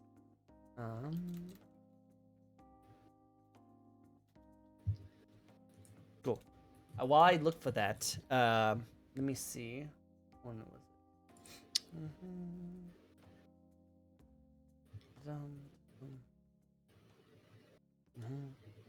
Sounds pretty complicated. It is really complicated, and that's why, like, again, I'll take my time with my VTuber like model, because if I have an idea for something, I'm pretty sure you can relate with this. If you have an idea for something, you don't want to like stray away from it, you know? Like, what do you mean stray away from it? Like, if you have an idea of like a design or a thing you want your character to be like, you would want to try whatever you can to like. Oh, disappeared for a second. You good? I didn't understand. I'm sorry. Oh, you did it again. I just want to make sure you're good. You just keep going in and out of reality right there. Oh, you don't see. Oh, wait. Yep. Up. Wait. I think I'm good. You good? You good? You see me? Yeah. I see you now. You good? Okay. Yeah. This is the anime and character, from the thing, and then here is the character for you. I'll send it to you on Discord. I have so many random pictures. Yeah, I never watched that anime. It's a very underrated, super underrated. Not many people know about it, but it's pretty cool. I just like the character though. Like the anime is kind of like okay. Like it's not the biggest anime out there, but I just love the character. I definitely have seen I seen that mask, but I never watched the anime. Yeah. I just like the idea of it. I like the idea of it. Cool. So wait, sweet. So really quick, I have a question for you that is a little bit off topic, but I think it's still going to be pretty relevant. You do nonstop art. You work all the time, right? Mostly, yeah. Are you working right now?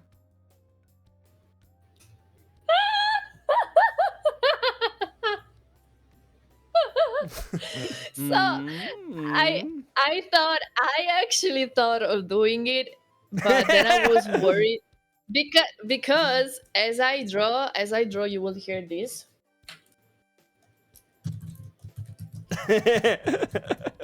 Yeah. Right? So I thought, maybe that's not appropriate because I would be like, Control C, the usual. Yeah. Yeah, and then I ask you a question, you're So- like, what? What's going on? But I was thinking of doing it. Totally fine. You're totally good. I actually had a couple of people I've interviewed like do like work while we're talking, which is fine. Actually, one day when I was first doing these talk shows and I was interviewing a person who was doing art, they were really distracted, and they were doing the thing, and I felt bad because I thought it was my fault because I wasn't a good interviewer, trying to keep them engaged as best as possible. But then at the end, I found out they were drawing. She was drawing a commission work of us talking.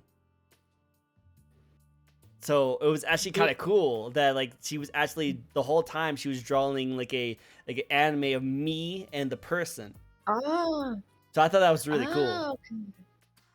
So I was like, okay, okay. Still. I don't know, but I also thought that like I thought of doing it, but then I thought I will be distracted, and that's a little bit. It was doing the bit, so it was like. Now I will probably be a little bit kind of iffy about it, but in the beginning, it was the first time I've ever got fan art made of me. So I was like, "Oh, this is so cool! Oh my god, fan art of me! It was so cool." But yeah, like now, oh yeah. But like I was just like, "Oh, okay, that's kind of cool." But nowadays, I'll probably be like, "Oh, okay, I guess that's cool." Yeah. But now.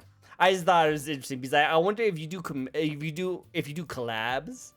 I can see you do like a collab and like working with another person, and you're drawing while you're doing the collab. I don't know, because talking and drawing at the same time for me takes a lot of energy, and you'll be like, oh, but you stream. Yeah, I stream, but like when I stream, I'm like half speed than when I normally work by myself. In fact, when I work by myself, I like hyper focus all the time. So yeah, drawing and talking at the same time takes a lot of energy. You know what? That makes sense. No, it makes sense. Okay, so let's get this. So going on to more of the hyper focus part of the drawing. Have you ever like felt like time like has like fast forward when you hyper focus? So have you ever like work on something in the morning and then like after hyper focus you realize it's like nighttime? Yeah. That always happened to me a lot. Now, of course, when I stream, I cannot do that, but it always happened to me all the time. Mm. And it's like as if I the same feeling as what. Wait, since you know about hyperfocus, you probably experience it too. But like for me, it's like as if I slept. So like I just wake up and I'm like, "Ah, I am so hungry. I need to pee. I need to leave." Wow, it's like your body like hitting the emergency switch. Ching! It's like, Yeah, oh, I need to do life things. yeah. I imagine it's like It's that just like feeling that. of like I'm forgetting something. What am I forgetting? Oh yeah, breathe. I also do forget to breathe. No. Okay, so now I'm finding all the reasons why you hiccup so much. It's like because you're so focused and you're like, wait, I need to breathe. I cannot do that. Yeah, but You hyperfocus is good.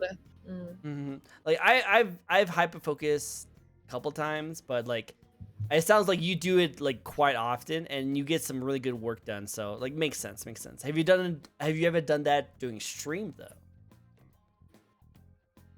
It does happen, but I usually say it when I'm like, okay, guys, I really need to finish this commission, so I'm gonna focus now, and I'm gonna ignore you a little bit. So that can also happen during stream, but it's less. Like maybe I upper focus for 1 hour. If I'm alone, I can upper focus also for like 10 hours. 10 hours. Wow.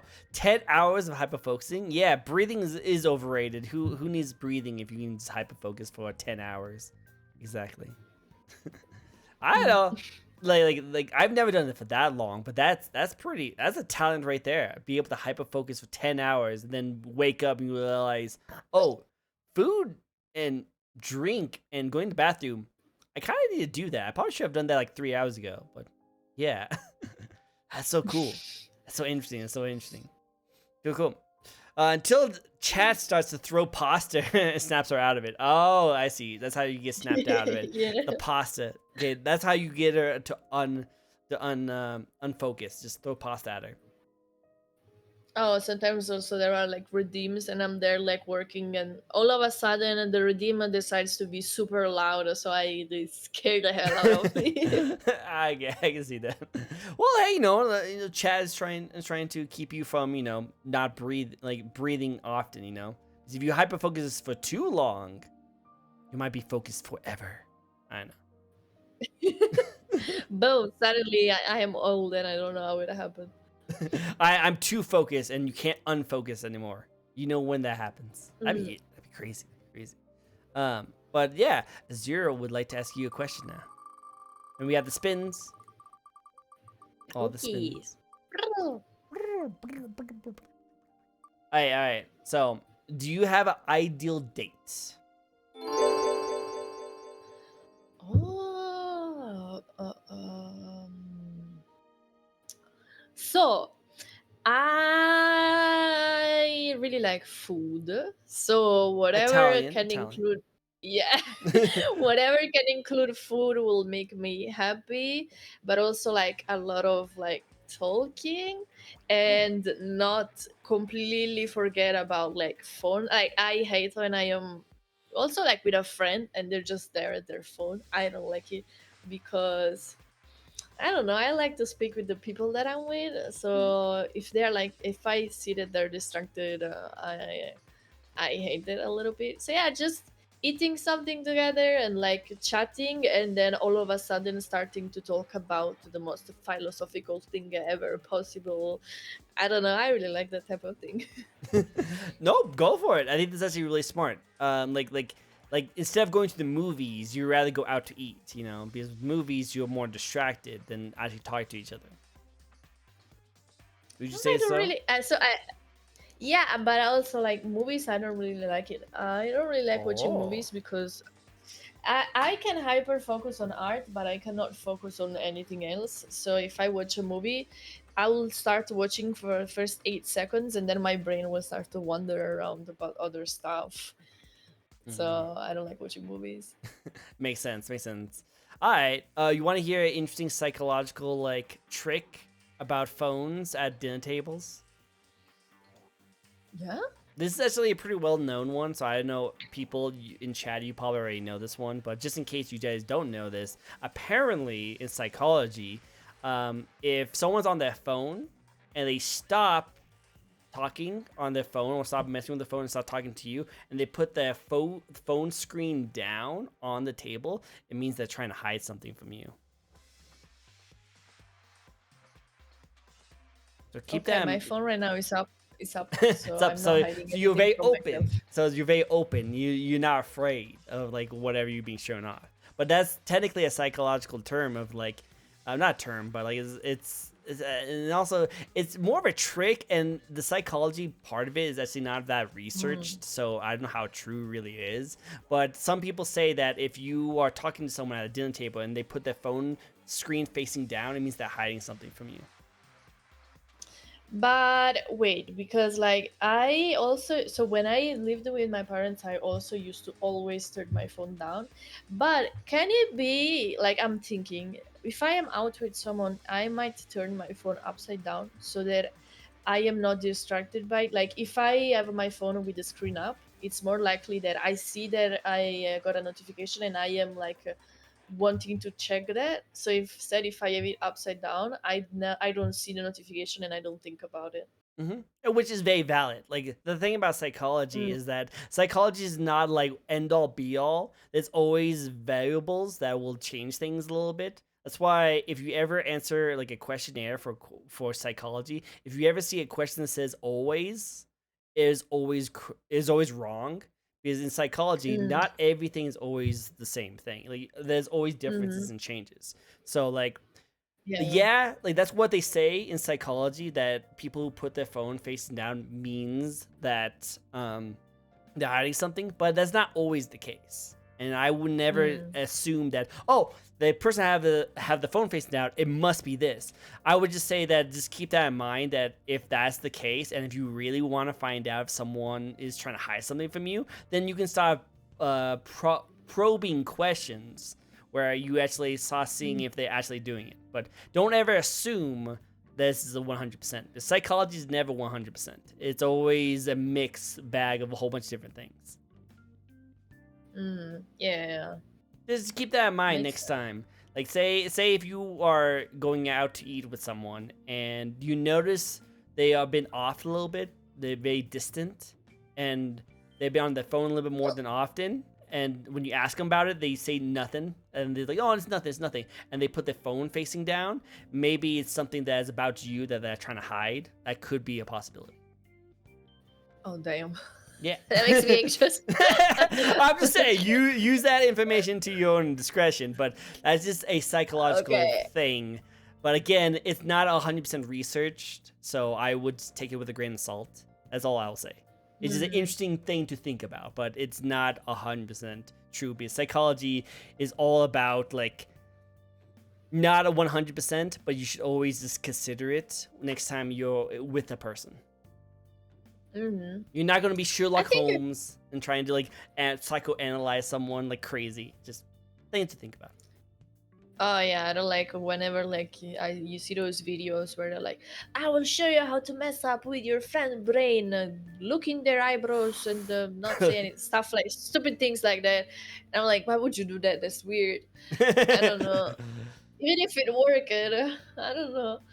Like if but that, I think psychology is interesting. it's I like interesting. I love psychology.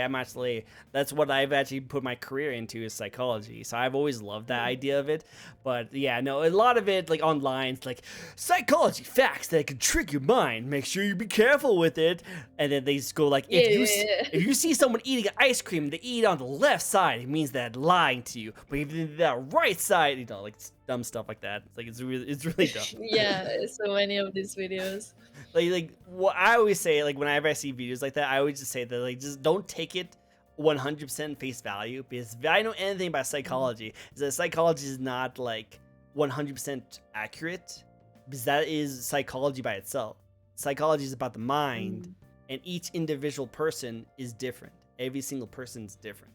So one thing that maybe work on one person probably won't work on another person.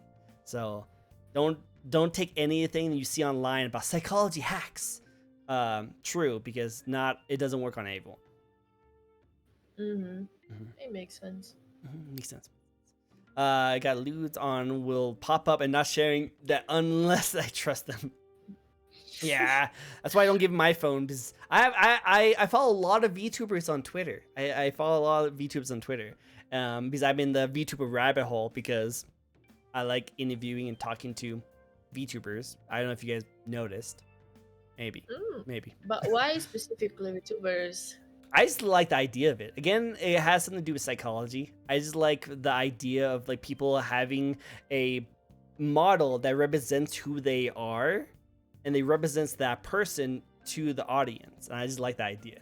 Again, same thing when it comes to masks. I love masks. So I just love the idea of just like showing something to someone that portrays your personality a little bit, you know. Like for me, as you can see behind me, I wear myself, my likes, my personality on my sleeve, and I like to show it off as much as possible so that people can see the kind of things I like.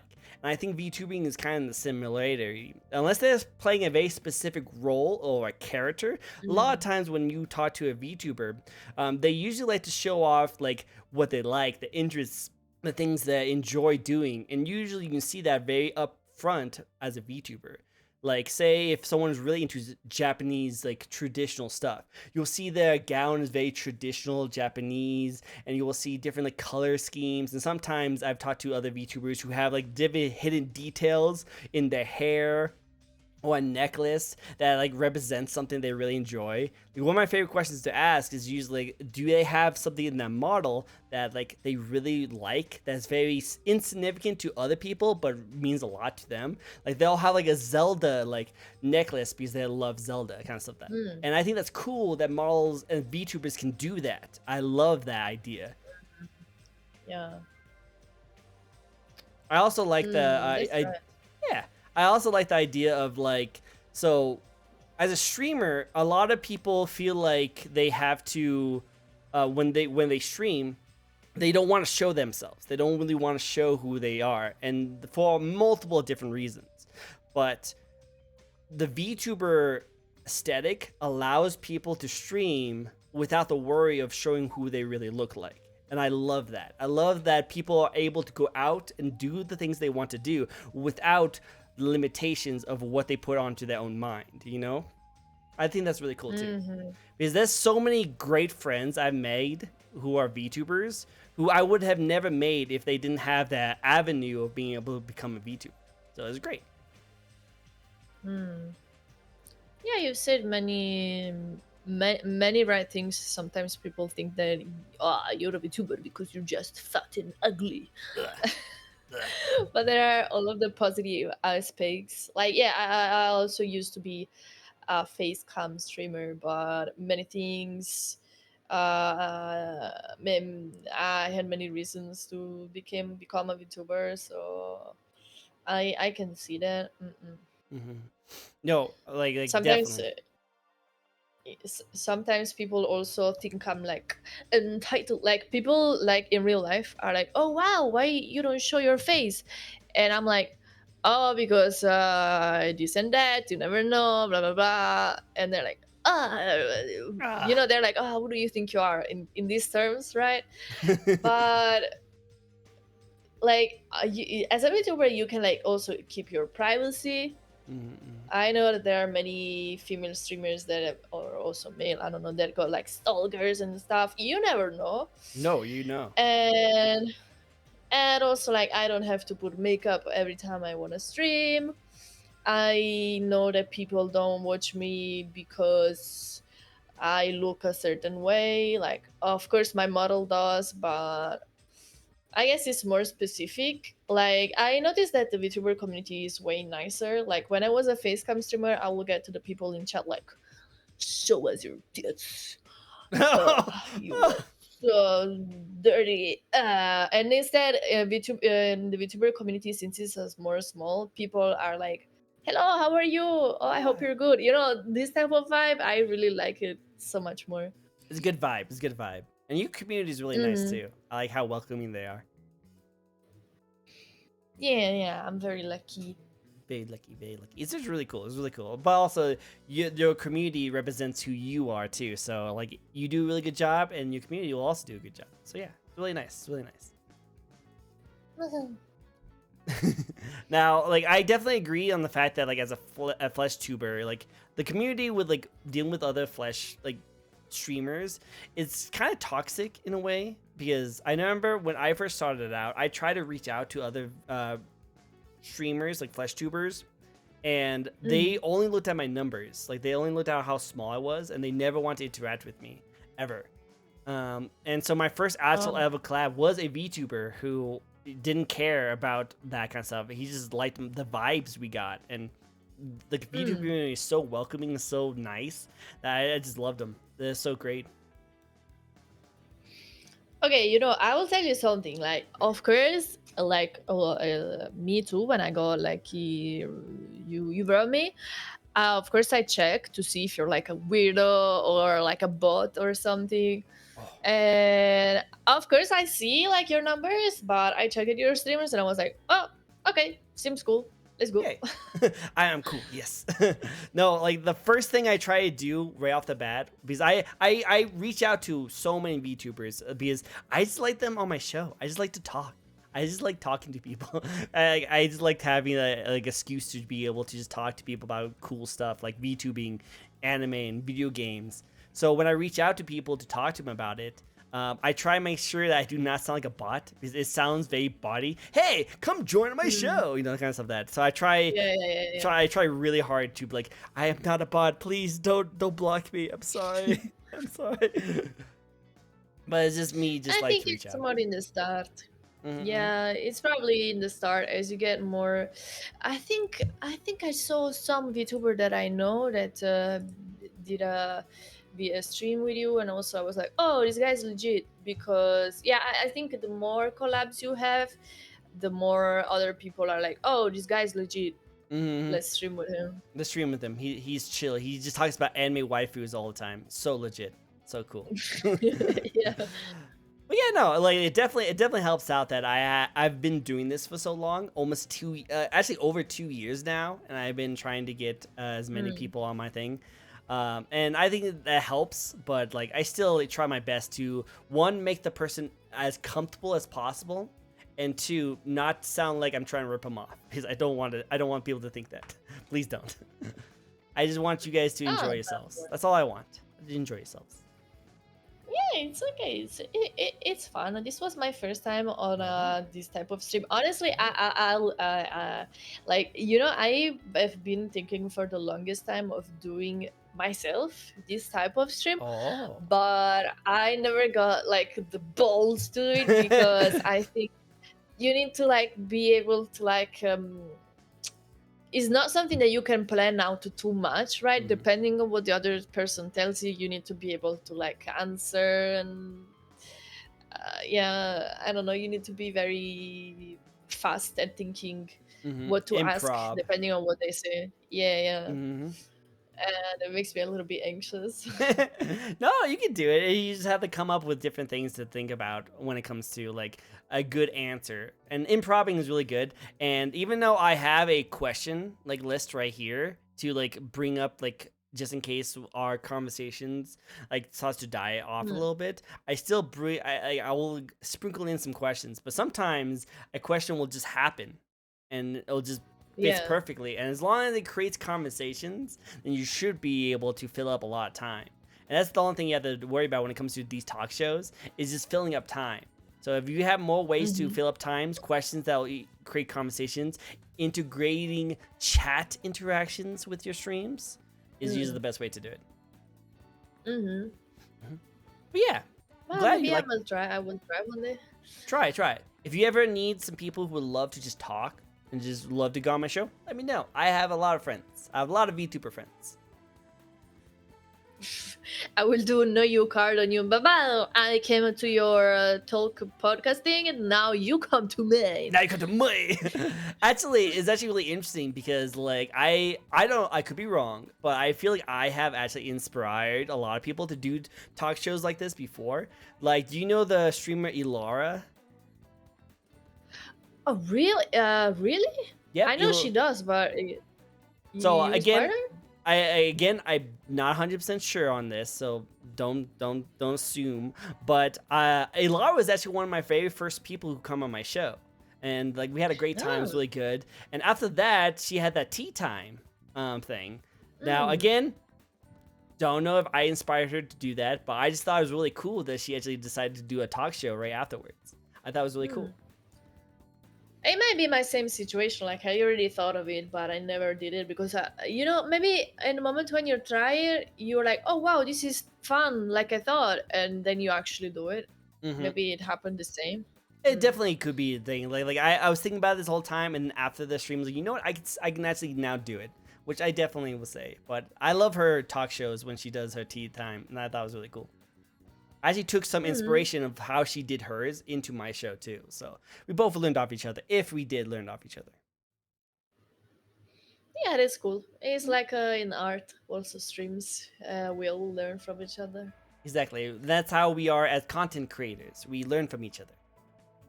But yeah.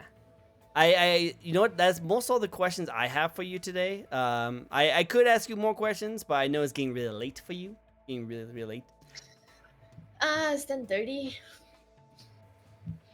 But yeah, I hope. Did you have a good time? Did you have a good time?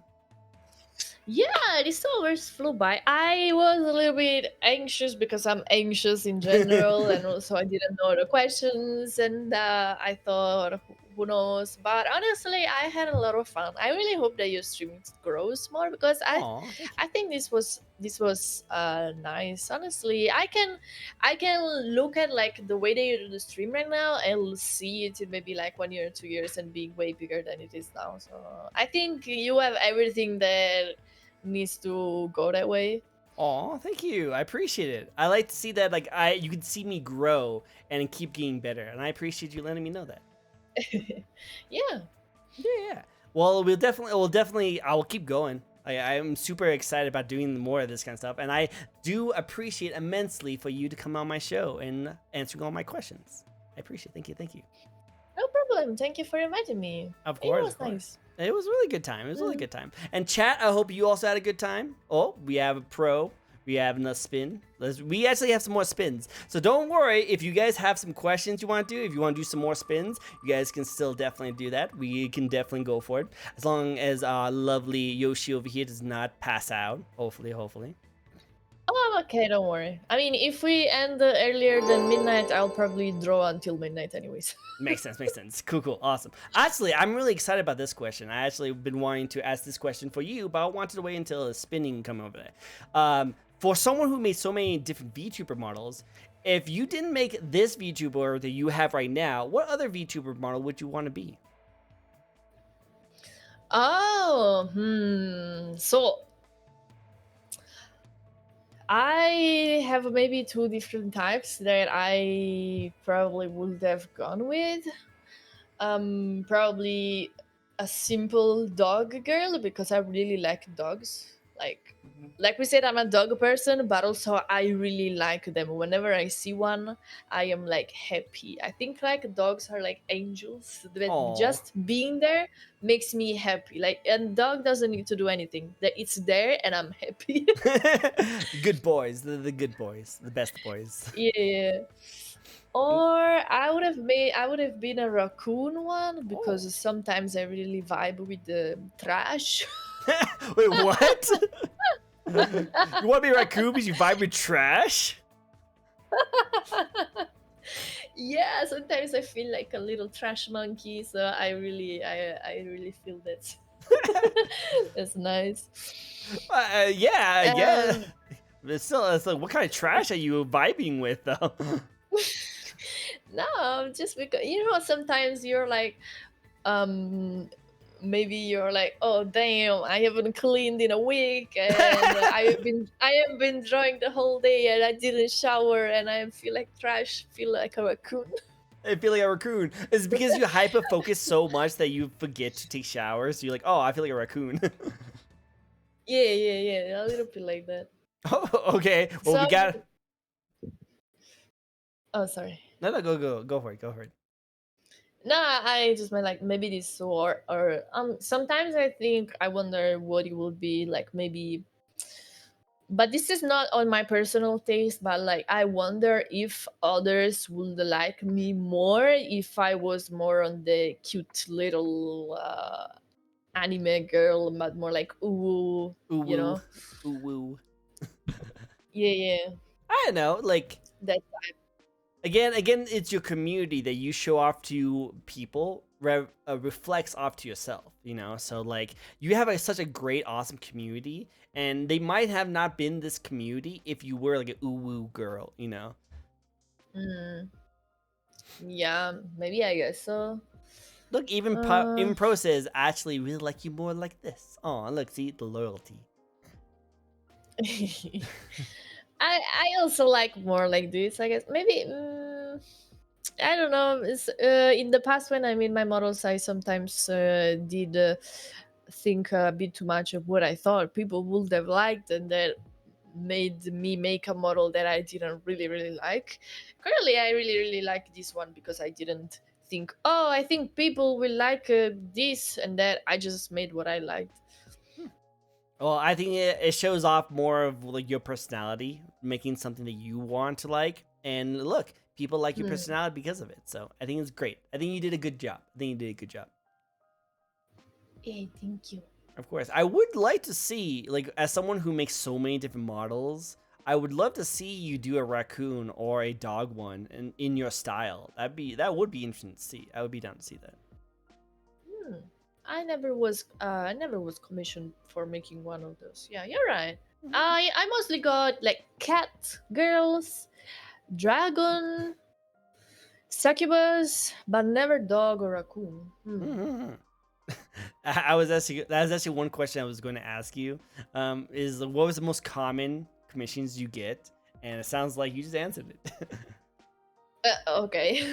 when you Yeah. That's. I think that's the most common in general, and not only for me.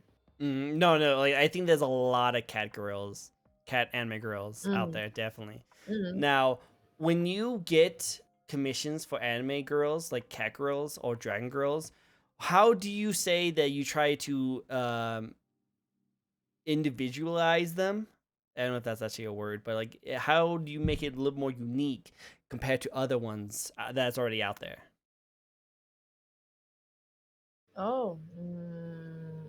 I do a lot of reference research. So whenever I'm drawing, I have like 20 references on the side. And also, I reference only from real life pictures. I don't watch other art or other VTubers. I also don't watch my own other models. So I don't even copy from my own style. Like Oh. I start completely from zero. So, and I don't have a consistent art style. So if I grab a blank paper, every time I will draw it different. So it just goes like that. You know what? That actually makes sense. Actually, earlier in the stream when I was watching chatters, someone mentioned that they actually followed like 4 of the people that's featured on your Twitch, and they didn't even Hmm. know that you created them, which actually shows actually pretty good skill, in my opinion. If they don't know that you created them, it shows that they all individually are different, you know, and they have their own unique personality to them. Yeah, but it can also be, since I've been making VTubers for 3 years now. It can also be that one person commissioned me 2 years ago and one person commissioned me yesterday. So it also makes that difference. Have you ever had someone commission you two different, like the same person commission you for two different models before? Yes. And it was amazing. One that I've done very recently, and she commissioned me first, like, yeah, 2 years ago, and then she commissioned me again at the end of last year. and she was like the most detailed model I've ever made. Oh. And it was very nice because I was able to just recreate the same model with a little differences, but I could really see my own improvement with that. That's actually really interesting to talk about, actually. So when you first started doing your commission works for models, compared to now, what are the major differences you noticed?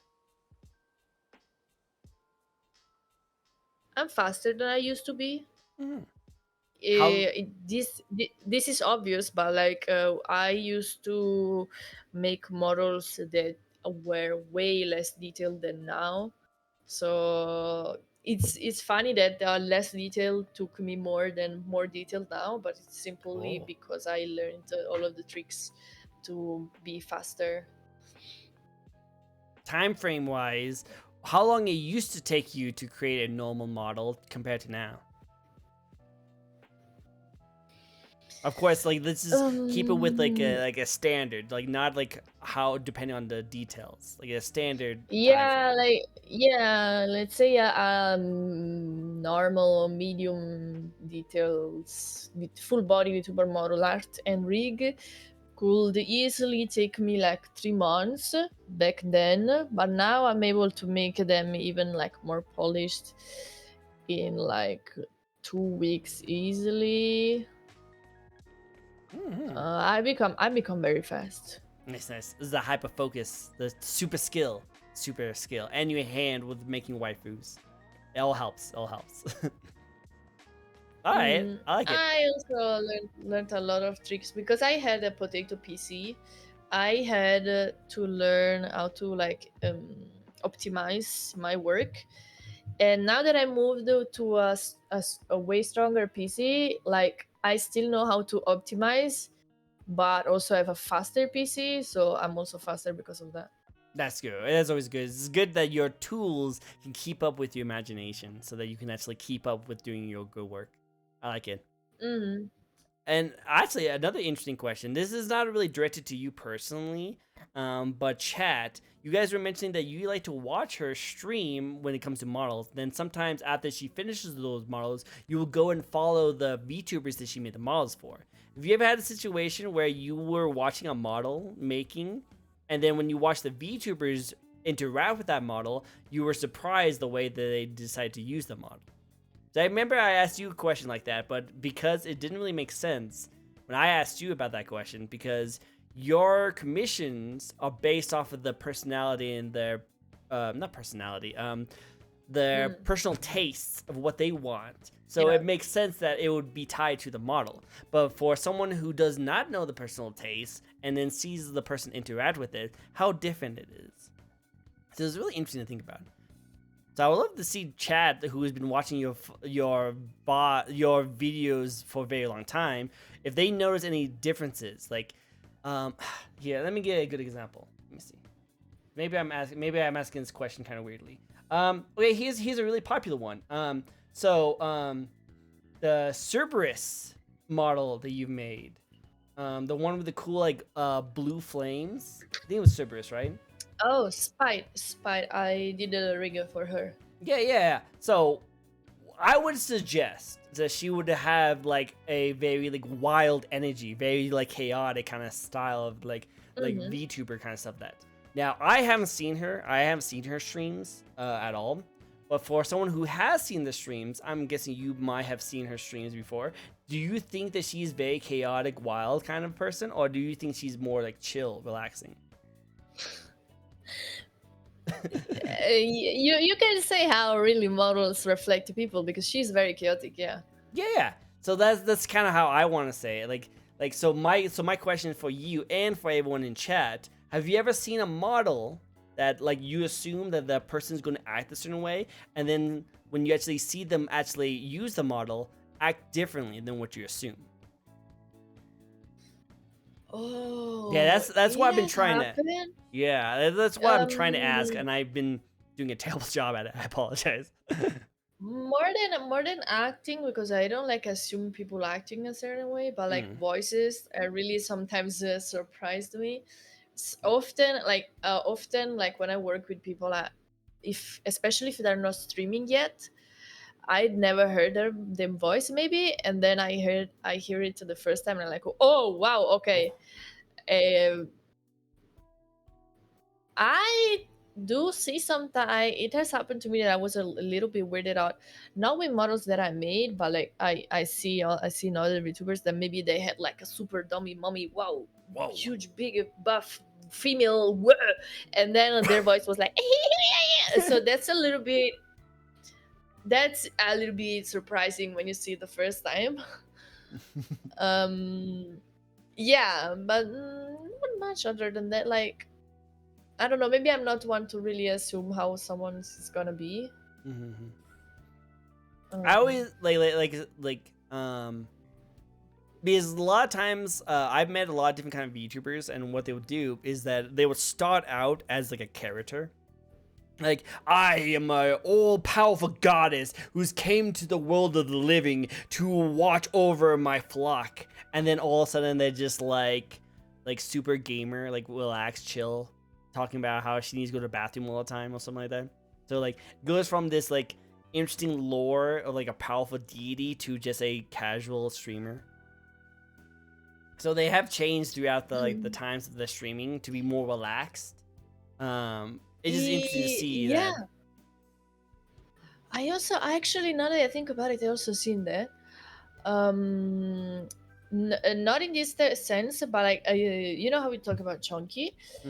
I remember how she even told me personally that in the start she tried to be a more lewd type of VTuber because like she thought that was the meta instead, and also very active and everything. And now she's like, oh, I discovered that I can also be a chill type of streamer, and so I am doing that because I prefer that. So she told me that as well. Yeah. Oh, nice. Now that I think about it. Well, I always like it when streamers are able to kind of be more themselves and be able to relax a little bit more. You know, so it's always cool to see that. It's good to see that. Good to see that.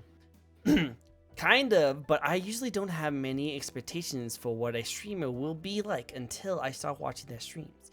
That's kind of how it is. Like, I think when people are scrolling down streams to see who to watch, they will see the picture of either what they play or what they look like, and then they go into there to see it because they're curious. It caught their eye. And then they stay for longer, or they even follow, or even longer, they even like subscribe to them after they get to know their personality and their streaming style and like how they interact with chat. So it's really interesting to see those kind of things. Do you think there's a... Oh? No, I just wanted to say I think that's the norm. In fact, sometimes people like think that like if you have a cool VTuber model, well, you will have so many views, but like viewers vibe mostly with your character, yeah, not really with how you look like. Also because many people like only lurk, so I agree on that. The your viewers, it's like having a group of friends to me.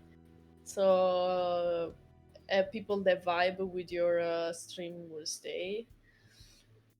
In fact, sometimes I've seen people, sometimes people ask me questions about streams, maybe smaller streamers, and they're like, I have this viewer that I really don't like and is making me not happy, but he's the only person that is in chat, so I don't want to ban them. And I'm like, no, ban them, because more people like that will arrive. Oh yeah, no, I've heard that before, and like I've actually asked that question to a lot of different VTubers, and they all pretty much stated the same thing. You know, like again, as a streamer, you build a community, you build who you represent, and if you have a person who's very toxic, very mean, and cruel to you in chat, you really should ban them, because all you're going to pretty much say to the rest of the people who's coming in is that this is okay to do. And then you're going to build a community that's going to reflect that. And you don't want that kind of stuff. When you have a community, you want to be able to represent the kind of people who are watching your stream. And they usually, vice versa, be able to be interested in it. And if you feel like you're going a certain direction and they're not going to follow you, then they should just leave. Because you're going to keep on growing and keep on betting yourself And the people who don't want to follow that can follow someone else. Yeah, I agree. Like it would hurt you more than to try and keep them there, you know? Yeah, exactly. Luckily, I don't think I ever had anyone like that.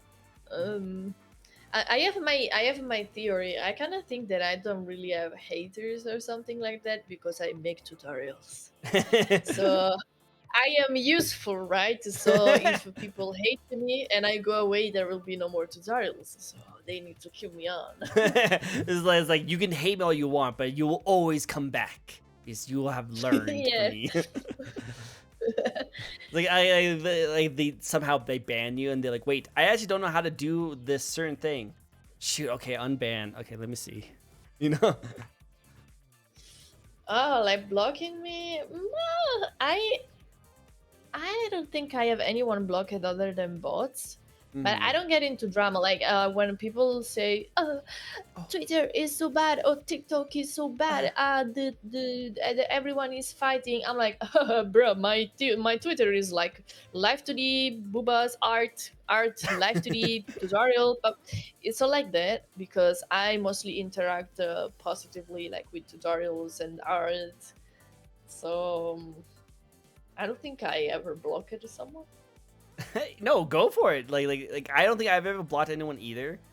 And maybe it's because I'm not actually a VTuber, but I'm still in the VTuber rat hole that I'm in right now. That I don't see a lot of controversy. But you'd be surprised like how much controversy there is. Like one of my favorite questions to ask usually for these interviews is that, what's your thoughts on the VTuber community at the moment? And I get so many mixed answers for that question. I think that everywhere there will be cloud chasers because if you read all of these, all of the controversy is some people trying to force onto others their misunderstanding. Like I say X, and you understand why, and you're like, wow, you said why, that's offensive. I'm like, oh, I'm sorry, actually I didn't mean why, I meant X. And then you start like, you said why because you mean it because you're shit. And it's like that. So it just usually is like one person leading the thing, from what I see at least, by simply not listening because it's clear that they want to keep going on like that. So it's just people being unreasonable and not listening because I guess they want those extra views. But it's not about VTubers. Every community has that. Yeah, what I've been told is that, what I've been hearing all the time is that pretty much every community has their bad eggs, and VTuber is just a really big community. And it's also a mix between a whole bunch of different communities, so they all have their own individual bad eggs. So yeah, you just look at the good things. Look at the good things. I honestly think other communities are way more toxic. Honestly. Come on, we came from the League of Legends community. We know all about that. So trust me, we know. We know. Whenever someone is trying to flame me, to try to get me to fight with them, I'm like, nah. You know how long I played League? It's like, I've learned the ways. You guys can't do anything to me. Haha. League of Legends has taught me well. It's just impossible to fight with me, I guess. Which, like I said, as long as you chill and just relax and you know what makes you happy, a lot of people can't really say anything to you that is like will make you mad because you're like, well, I'm just chilling, I'm vibing, I'm cool, you know.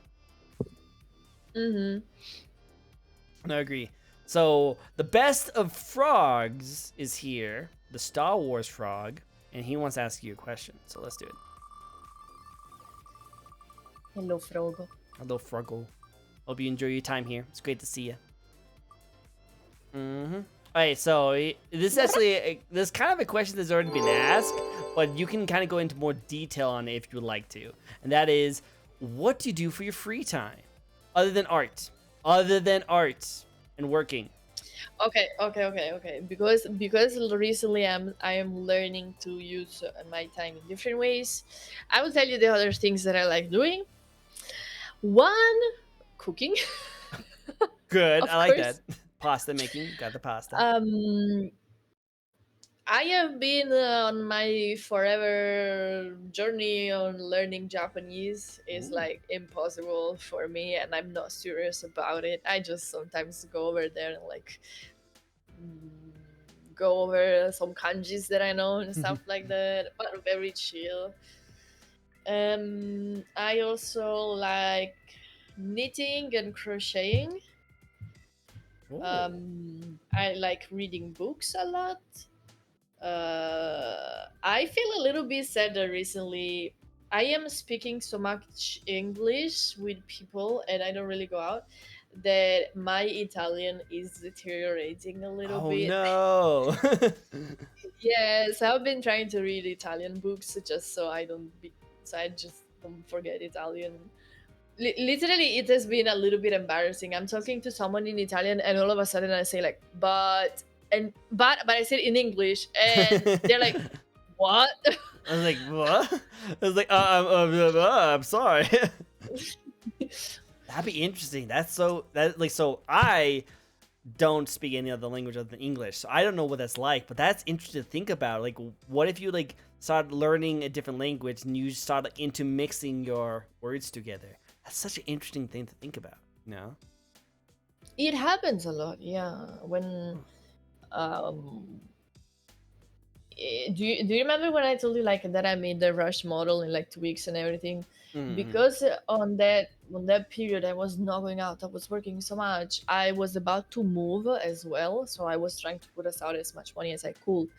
That when I went out for the first time, first of all, I had no clue what day it was. I was talking to my grandpa and I was like, when is Easter gonna be? And he was like, it was 2 weeks ago. I'm like, Oh. yeah. And also like I was trying so hard to speak in Italian, but I was like slurring my words a little bit because I needed to think really hard. uh, Wow. Dang. you, Well, you get used to it, yeah. it makes sense. Makes sense. Do you have Italian audience like in your streams? Because I've noticed. So I don't know anyone in chat right now who actually is from Italy and who can speak Italian and who can write Italian. It seems like everyone so far has been speaking English or like at least typing English. Do you have a community, or do you have within your community a lot of Italian speakers and writers? There are a few Italian people, but there are not many because I switched to only English streams in like 2020. That was the same time when I became a VTuber, Mm-hmm. and I did this change because in the start I was a facecam streamer and also I was streaming in Italian, but the Italian community was a little bit more toxic. I think Oh. most of especially at the time, most of Italian streamers were about like games, and often streams are more toxic.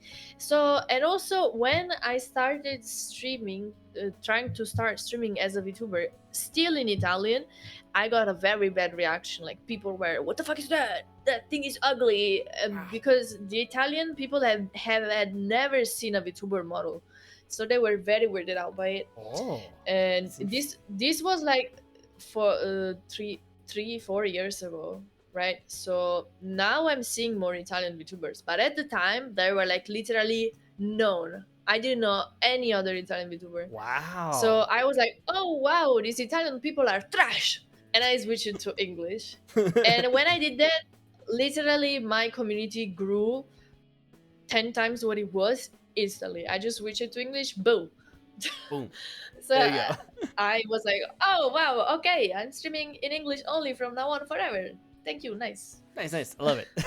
Oh, that's actually really interesting. I like that story. That's actually really cool. That you started out and then you tried to do like Italian and then it didn't work out. So you went to English and got a huge community from it. That's so interesting. Hmm.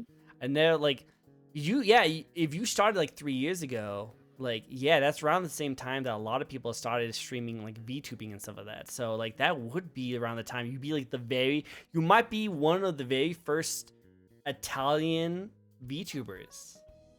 Interesting, right? I personally don't know.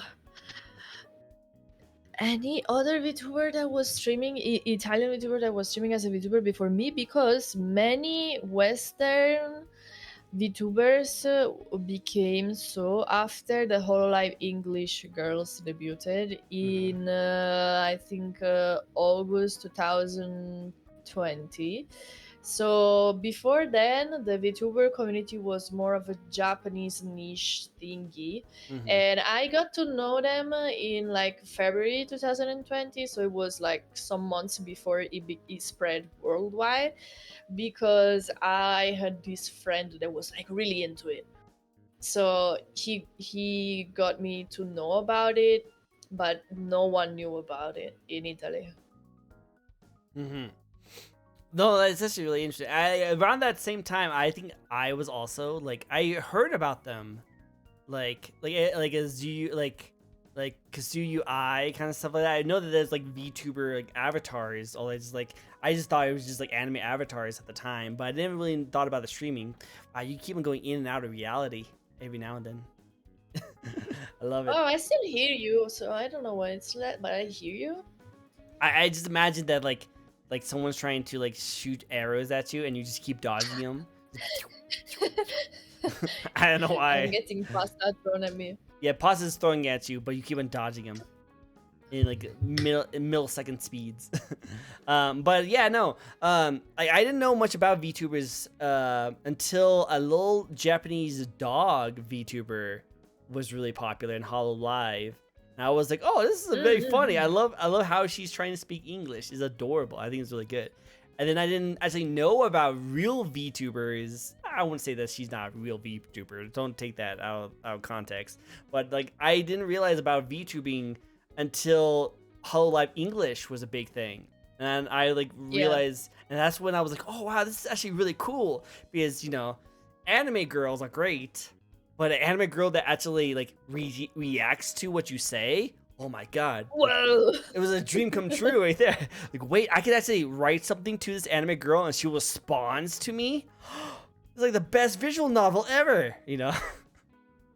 Wait, so you thought, you said you watched Korone? So you thought Korone. she was not a person? You thought there was like a, what, like, why? You thought she was not answering the chat? No. I just didn't think much of it. Like, I just saw her stream. So like, I didn't think she was a streamer. I thought she was more like just like a YouTuber who like plays the game and then reacts to him. So okay. yeah, you probably watched, like you said, you watched PewDiePie, right? Yeah. So I kind of thought she was just like a regular YouTuber who was just reacting to it. Because I think my very first streams I ever saw her, I could be wrong on the time frame, but I just remember her reacting to Super Mario streams, and she was like saying like really funny quirks about that. I didn't know she was actually streaming them, so I didn't think that was like thing. I thought she was just like, you know, like with Kazuyu I, she's not a streamer. She was just a idol. You know, she was like a Japanese anime idol. So she would make YouTube videos. But I don't think she was actually a streamer. Until I saw Hololive English, where I literally saw like Gura like actually interacting with like the chat. I was like, whoa, that's so cool. So yeah, it was so interesting to think about that. Because the only introduction I ever got was just clips of funny anime girls trying to say English words. And I thought it was adorable. But yeah, no, like, oh, go for it. I'm not sure, but I think the first VTuber that I saw was Pecora. So yeah, we come from the same, or more or less the same thing. Type of streams. Yeah. Makes sense. It's interesting because I got into streaming personally because I work at a video game store. And I had a lot of customers who wanted to get my opinion on certain games that were coming out. And it got to the conversation of them just wanting to watch me play video games. They just like, wow, you have a really interesting kind of take on video games. Can I watch you play it? Because that's during the time that streaming was really popular. And I'm like, oh yeah, I could always try to become a streamer. That'd be kind of cool. And it's just one of those moments that like, yeah, it'd be kind of cool if I was a streamer. Oh my God. And then finally one person came to my store who was a regular streamer, and he was like, yeah, I'm just here to pre-order this game. I'm like, oh hey, did you hear about this game? Oh my god, that's a game. Oh, I need to stream some more often so I can play that game. And I'm like, oh, that's kind of cool that you just stream more often and you can go for games that you want to go for. I thought that was really interesting. And then he gave me his hand-me-down streaming equipment, and he got me into streaming. Oh, damn. Yeah, it's really cool. He's a really cool person. That's nice. I think I never heard of someone that told me that other people told them that they wanted to see them play. That's interesting. Mm-hmm. No, well, that's actually one of the reasons why I did not become a VTuber, is that I had a lot of friends and a lot of customers who wanted to see me play games, so I wanted them to see me play it. So they already knew what I looked like because they knew me from things. So I started with a very small community of just my hometown, and I'm starting to grow a little bit more for just people who want to just check out my streams. So people where you live, they know that you're a stream, like you're known as a streamer. Yep. I'm a very small streamer, but they definitely like to watch me because of the streams I like to do. Oh, that's interesting. When I was a flash tuber, I was not known in my city though. Well, that's better like that. It's better that way. Well, I'm actually going to be moving, so it's going to be interesting because I'm going to move to a place where no one knows I'm a streamer.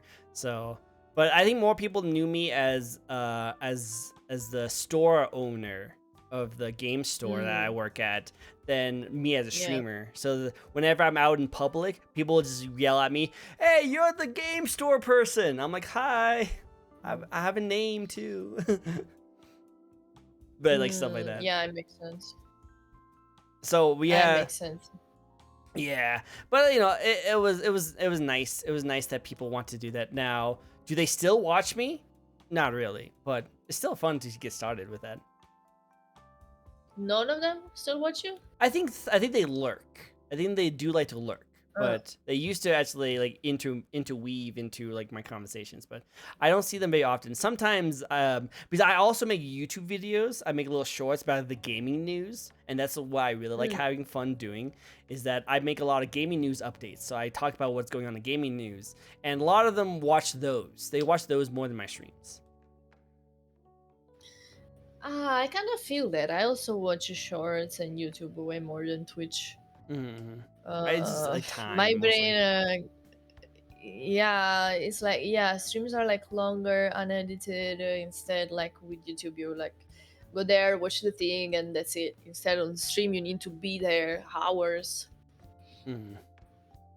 So that's why like I intermix my content. I make like streams like this. I do interview talk shows like this. I do my own streams every now and then, but then I do short form of content where I talk about gaming news and updates like that every now and then too. Yeah, that's how you're supposed to do it. I just like talking. Everyone says that. But yeah. We do have a couple spins. I know Lava Boy has been itching to ask you this question over here. And also we have the stinky thick Link in chat calling me stinky all the time, but he's the one who's stinky. He's the stinky one. Thick Link. Thick Link. He's the thickest of the links. Super thick. Very thick. Do you have a favorite joke that you like to think of? Like a dumb joke that always makes you laugh?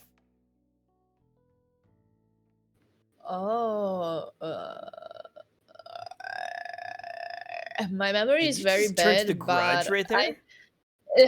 I was thinking. She turned to the Grudge right there. Like what? She just that was kind of creepy.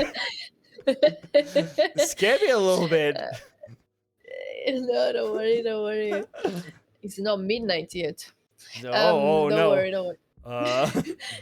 I'm worried. When it turns midnight, her hair turns black and goes into her hair, and she comes out of my screen. Like no. Yeah, you don't want to see that, but it's okay. No. My memory is terrible, so I cannot remember any joke. But I will tell you that my humor is broken, and I laugh a lot at dead jokes. I like dead jokes. I love dad jokes too. As I get older, they start to like age like fine wine, and I start to appreciate them a little bit more. It used to be super cringe, but now I'm like, you know what? I actually like it. I like it a lot. Do you have a dad joke you can think of that you like?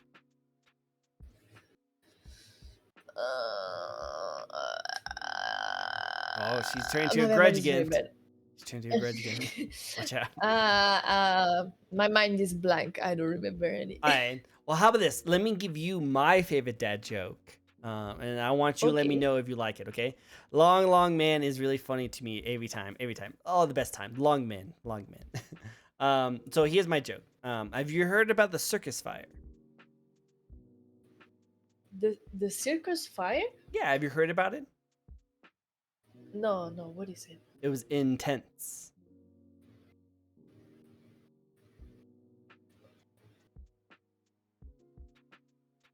I didn't understand.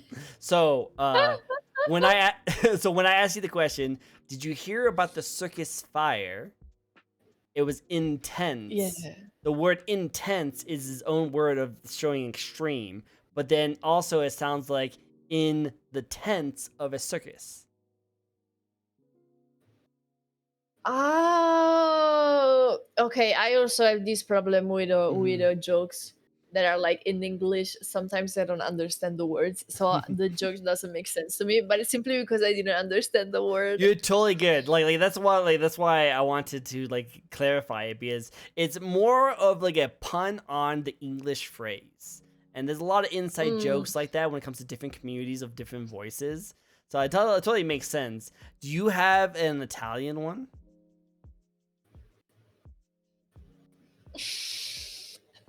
My memory is still very bad. I'm mad because I saw one the other day and I was like, but I don't remember it. If you ever remember it, let me know. I want to see it. Like either at me in Twitter or just send me in Discord, because I would love to hear some of your jokes. I want to hear it. Maybe I can find it because I saw it on TikTok. Maybe I can check my history. Do it. What's that icon in chat right there? The yellow one? Nah, I still like it. I still love it. I don't know. Yellow? What kind of like how you would like PNG tubers who make YouTube videos?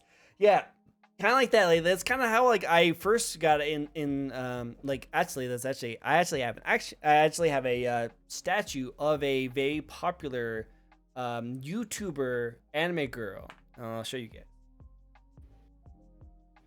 Oh damn! Okay. Does anyone recognize this character?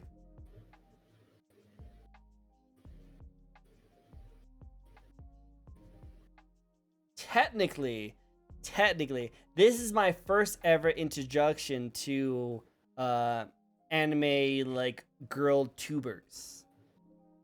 Oh damn! Who's she? Looks familiar, but I have no clue. She's one of the people who's like Kusuyu Ai, who does a lot of funny skits and stuff like that. She's actually really funny. I haven't seen her. I don't actually know if she's still doing stuff right now. She was one of the original ones. I actually forgot her name. I have her statue, but I forgot her name. But I don't think she does things anymore. But that's my first introduction, because that figure came to my GameStop store. And I was like, wait, what? Who's this? I had to look her up. And that's actually how the first interactions with it comes to those kind of things. But yeah, that's my first interactions with those stuff. Oh. Wait, how does it work? It just came to your store randomly? Yeah, so I work at a GameStop. Some people in the United States would recognize that store, but it's pretty much just a store that sells a lot of video games. But lately, they also been selling a lot of like nerd culture stuff. So you'll see a lot of anime figures, a lot of comic books, a lot of other kind of stuff on there. And so randomly, sometimes you will get anime figures come to the store, and for some odd reason, this little statue came to my store to be sold. And I was like, oh, what the frick? This is kind of cool. Let me look at it. It was like $200 for this figure. It was really expensive. But holy shit.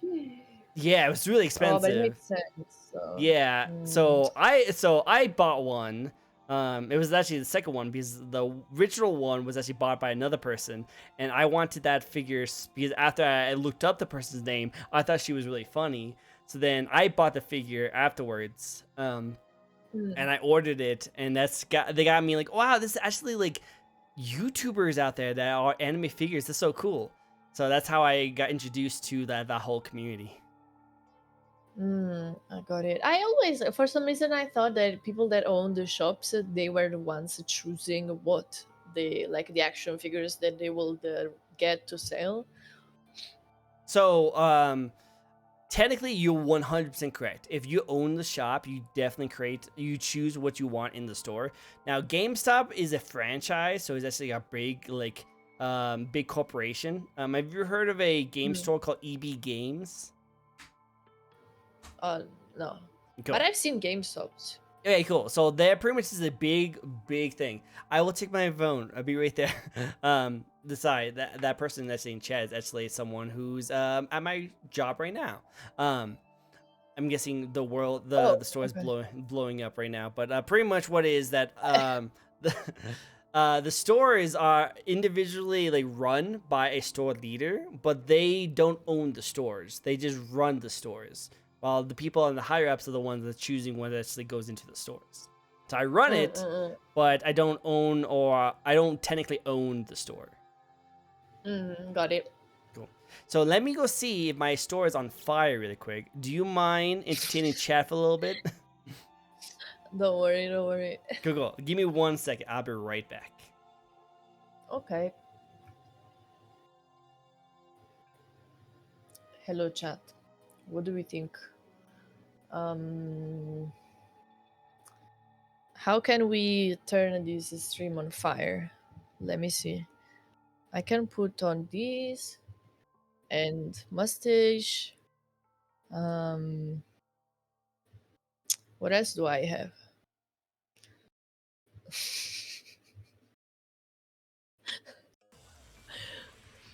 This is my stream now. I have also a gamepad. There we go. Spam? Okay, let's spam. Though it's like crazy. One day I wish I can have like a action figure myself. You need to be very famous for it though, heck.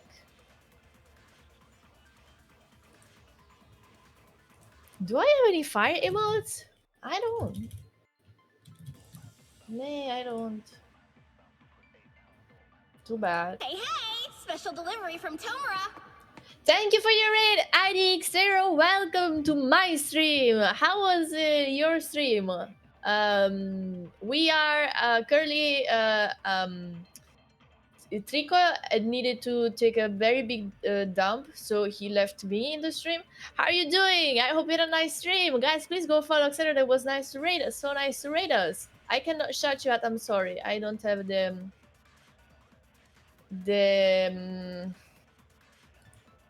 I don't. Why is everyone writing to me? I don't. I don't. Wait, let me take off at this before. Should I take off? I seen you're taking off. Yeah, he's taking like the biggest dump ever, and he told me that I needed to keep the stream on. Probably the shop, his shop is on fire. He said. I know. He said he needed to take it. How was your stream? I was about to read the message in English, but it doesn't make sense. This is the only ever time that I like have a stream in the evening, and my dad is like, "Where did Yoshi go? She's not answering." I'm alive. Technically, we were supposed to end a little bit ago, but honestly, it has been fun, so we just kept on going. What you guys were doing, Xero, in your stream? I'm gonna check it out myself if you don't tell me. If you don't tell me right now. Tell me right now. It was good. Almost done with chapter 4 of Armored Core 6, meaning I've got one chapter left. Damn, that's like a game. I am completely ignorant of games. Good job to you. One chapter left. I'm not such a bad gamer. Good job, man. It looks fun. What is the game about? I have no idea.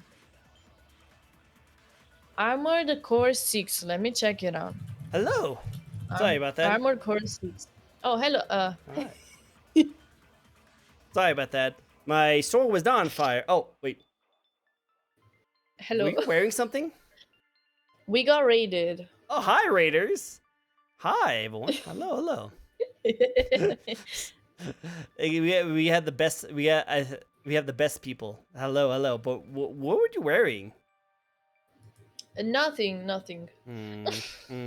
Hi, what's up, buddy? Thank you for the raid. I much appreciate.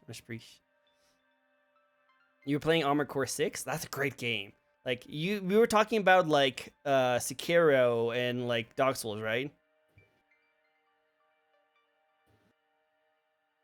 So remember You said to me? Yeah, remember when we were talking about that? Yeah. Distraction 100%. Yes, definitely good distraction. But no, so Armored Core 6 is made by the same people who did Sekiro, but it's like a robot mech game. So it's actually a really cool game. I didn't know that. It actually just came out recently and it's killing it right now. It's definitely doing really well. Yeah, I was just searching about it because they said but what is it about? I never heard of it. So I don't know really. The story is kind of all over the place, and there's a lot of cool things about it. And I don't really know what's going really bad. But the main thing about it is that you are a customizable mech who has like different weapons and like blades on them, and you go through different missions to fight off against other like mech fighters. So think of Gundams, but in a Dark Souls world. Oh, okay, that's cool. It did come out like 2 days ago. Building Gundams. Yeah. Oh, today. Oh, damn, that's like really new. Oh, no. I was like, oh, I never heard of this game. I'm so ignorant, and then it just came out today. It just came out 2 days ago, so it's okay if you don't know. It's okay. But yeah, if you like Gundam, but less anime and more like Western, like not Western, I would say like more like a realistic kind of style, is actually really cool. Oh, I mean, I like building them. Oh, you build models? I built them in the past because there was like, it was not a game shop thing, but like similar one, but like owned by a dude in the little city that I grew up in. So we met there, and they tried to teach me to play Force of Will. They failed because I'm yeah, it's like magic. They also tried to teach me magic, but like too much thinking. Too much thinking. Yeah. So in the end, I just all I did was like building little Gundams, and it was fun. More like because I like making stuff, so not specifically because it was a Gundam. It could have been anything. I just like building and making stuff. You have a very creative like kind of personality where you want to create a lot of things. So making models definitely seems up your alley. Yeah, it's fun. I'd love to see more of those kind of stuff. That I like the idea of it. But yeah, Armored Core, very fun game. You can do some cool customizations with it, but the game itself very difficult. I have heard a lot of people having a hard time trying to beat a lot of the bosses. But if you're on chapter 4, then you must be doing pretty good. 1 chapter left. I wish you luck, my friend. Wish you luck. Oh, look, someone actually was speaking another language actually just a second ago. I don't know what that is. Sishi Panda? Do you know what you're saying? She's my sister. Oh, okay. Yeah. Because usually I don't stream at this time, and like she messaged me and she was like, oh wow, where the hell is she? Oh, it's the same thing with my work too. They reach into what we're doing. Because he reached out to me and asked me something too. Okay. Well, my work wasn't that serious though. It was like I thought about my store was burning down, but it's really, oh hey, the 2-week out schedule, you messed up. I'm like, oh, I'm sorry. I'll fix it later. I think it's about time for me to go. Oh, okay, cool. Then yep, we'll end it off here for today. It looks like your sister is calling for you. You need to go see your sister. But hey, thank you guys so much. It's okay. It's good. Well, hey, thank you guys all so much for joining in. I really appreciate it. Thank you, Yoshi, for being able to come on my show and talking and nerding out with awesome stuff. I like it. Oh, thank you for inviting me. It was very nice. Oh, thank you. Okay, so let's raid someone. Do you have anyone you'd like to raid? Oh, let me see. The thing is that I usually I'm not really online at this time, so I don't follow many people that stream at this time. No worries. I have a few people I can send this to. So I just always like to give you the first choice to do that, just in case you saw someone. Do we have a raid message? You do have a raid message, actually. Let me do that right now. Right now, I did do a shout out to our lovely Yoshi. Anywhere else can people find you? Thank you. Before she turns all into of my the links grudge. are in the links are in my Twitch bio. Go check out her Twitch. Everyone, give her a good follow. She makes amazing content. She does the best of riggings you ever seen. So definitely go give her a shout out. Okay.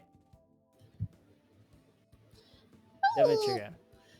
She does adorable voices sometimes too. So good, so good. All right, let's actually rate another person who does really good art. She does more like dark art, so it's very like creepy kind of stuff but definitely check it out. So yeah, that's my raid message right there. Definitely want to see a trick. We'll be sending this lovely raid to another person who does amazing art. So let's give them 11s. Make sure you give them some good welcomes. And thank you guys all so much for joining in on the stream. I will see you guys next time. Don't leave Discord yet, okay? Okay. All right, bye-bye, everyone. Thank you for coming in. I hope I see you guys soon. Hope you guys see you guys soon again. Bye-bye. Bye-bye. Thank you for coming. Thank you for coming. Bye-bye.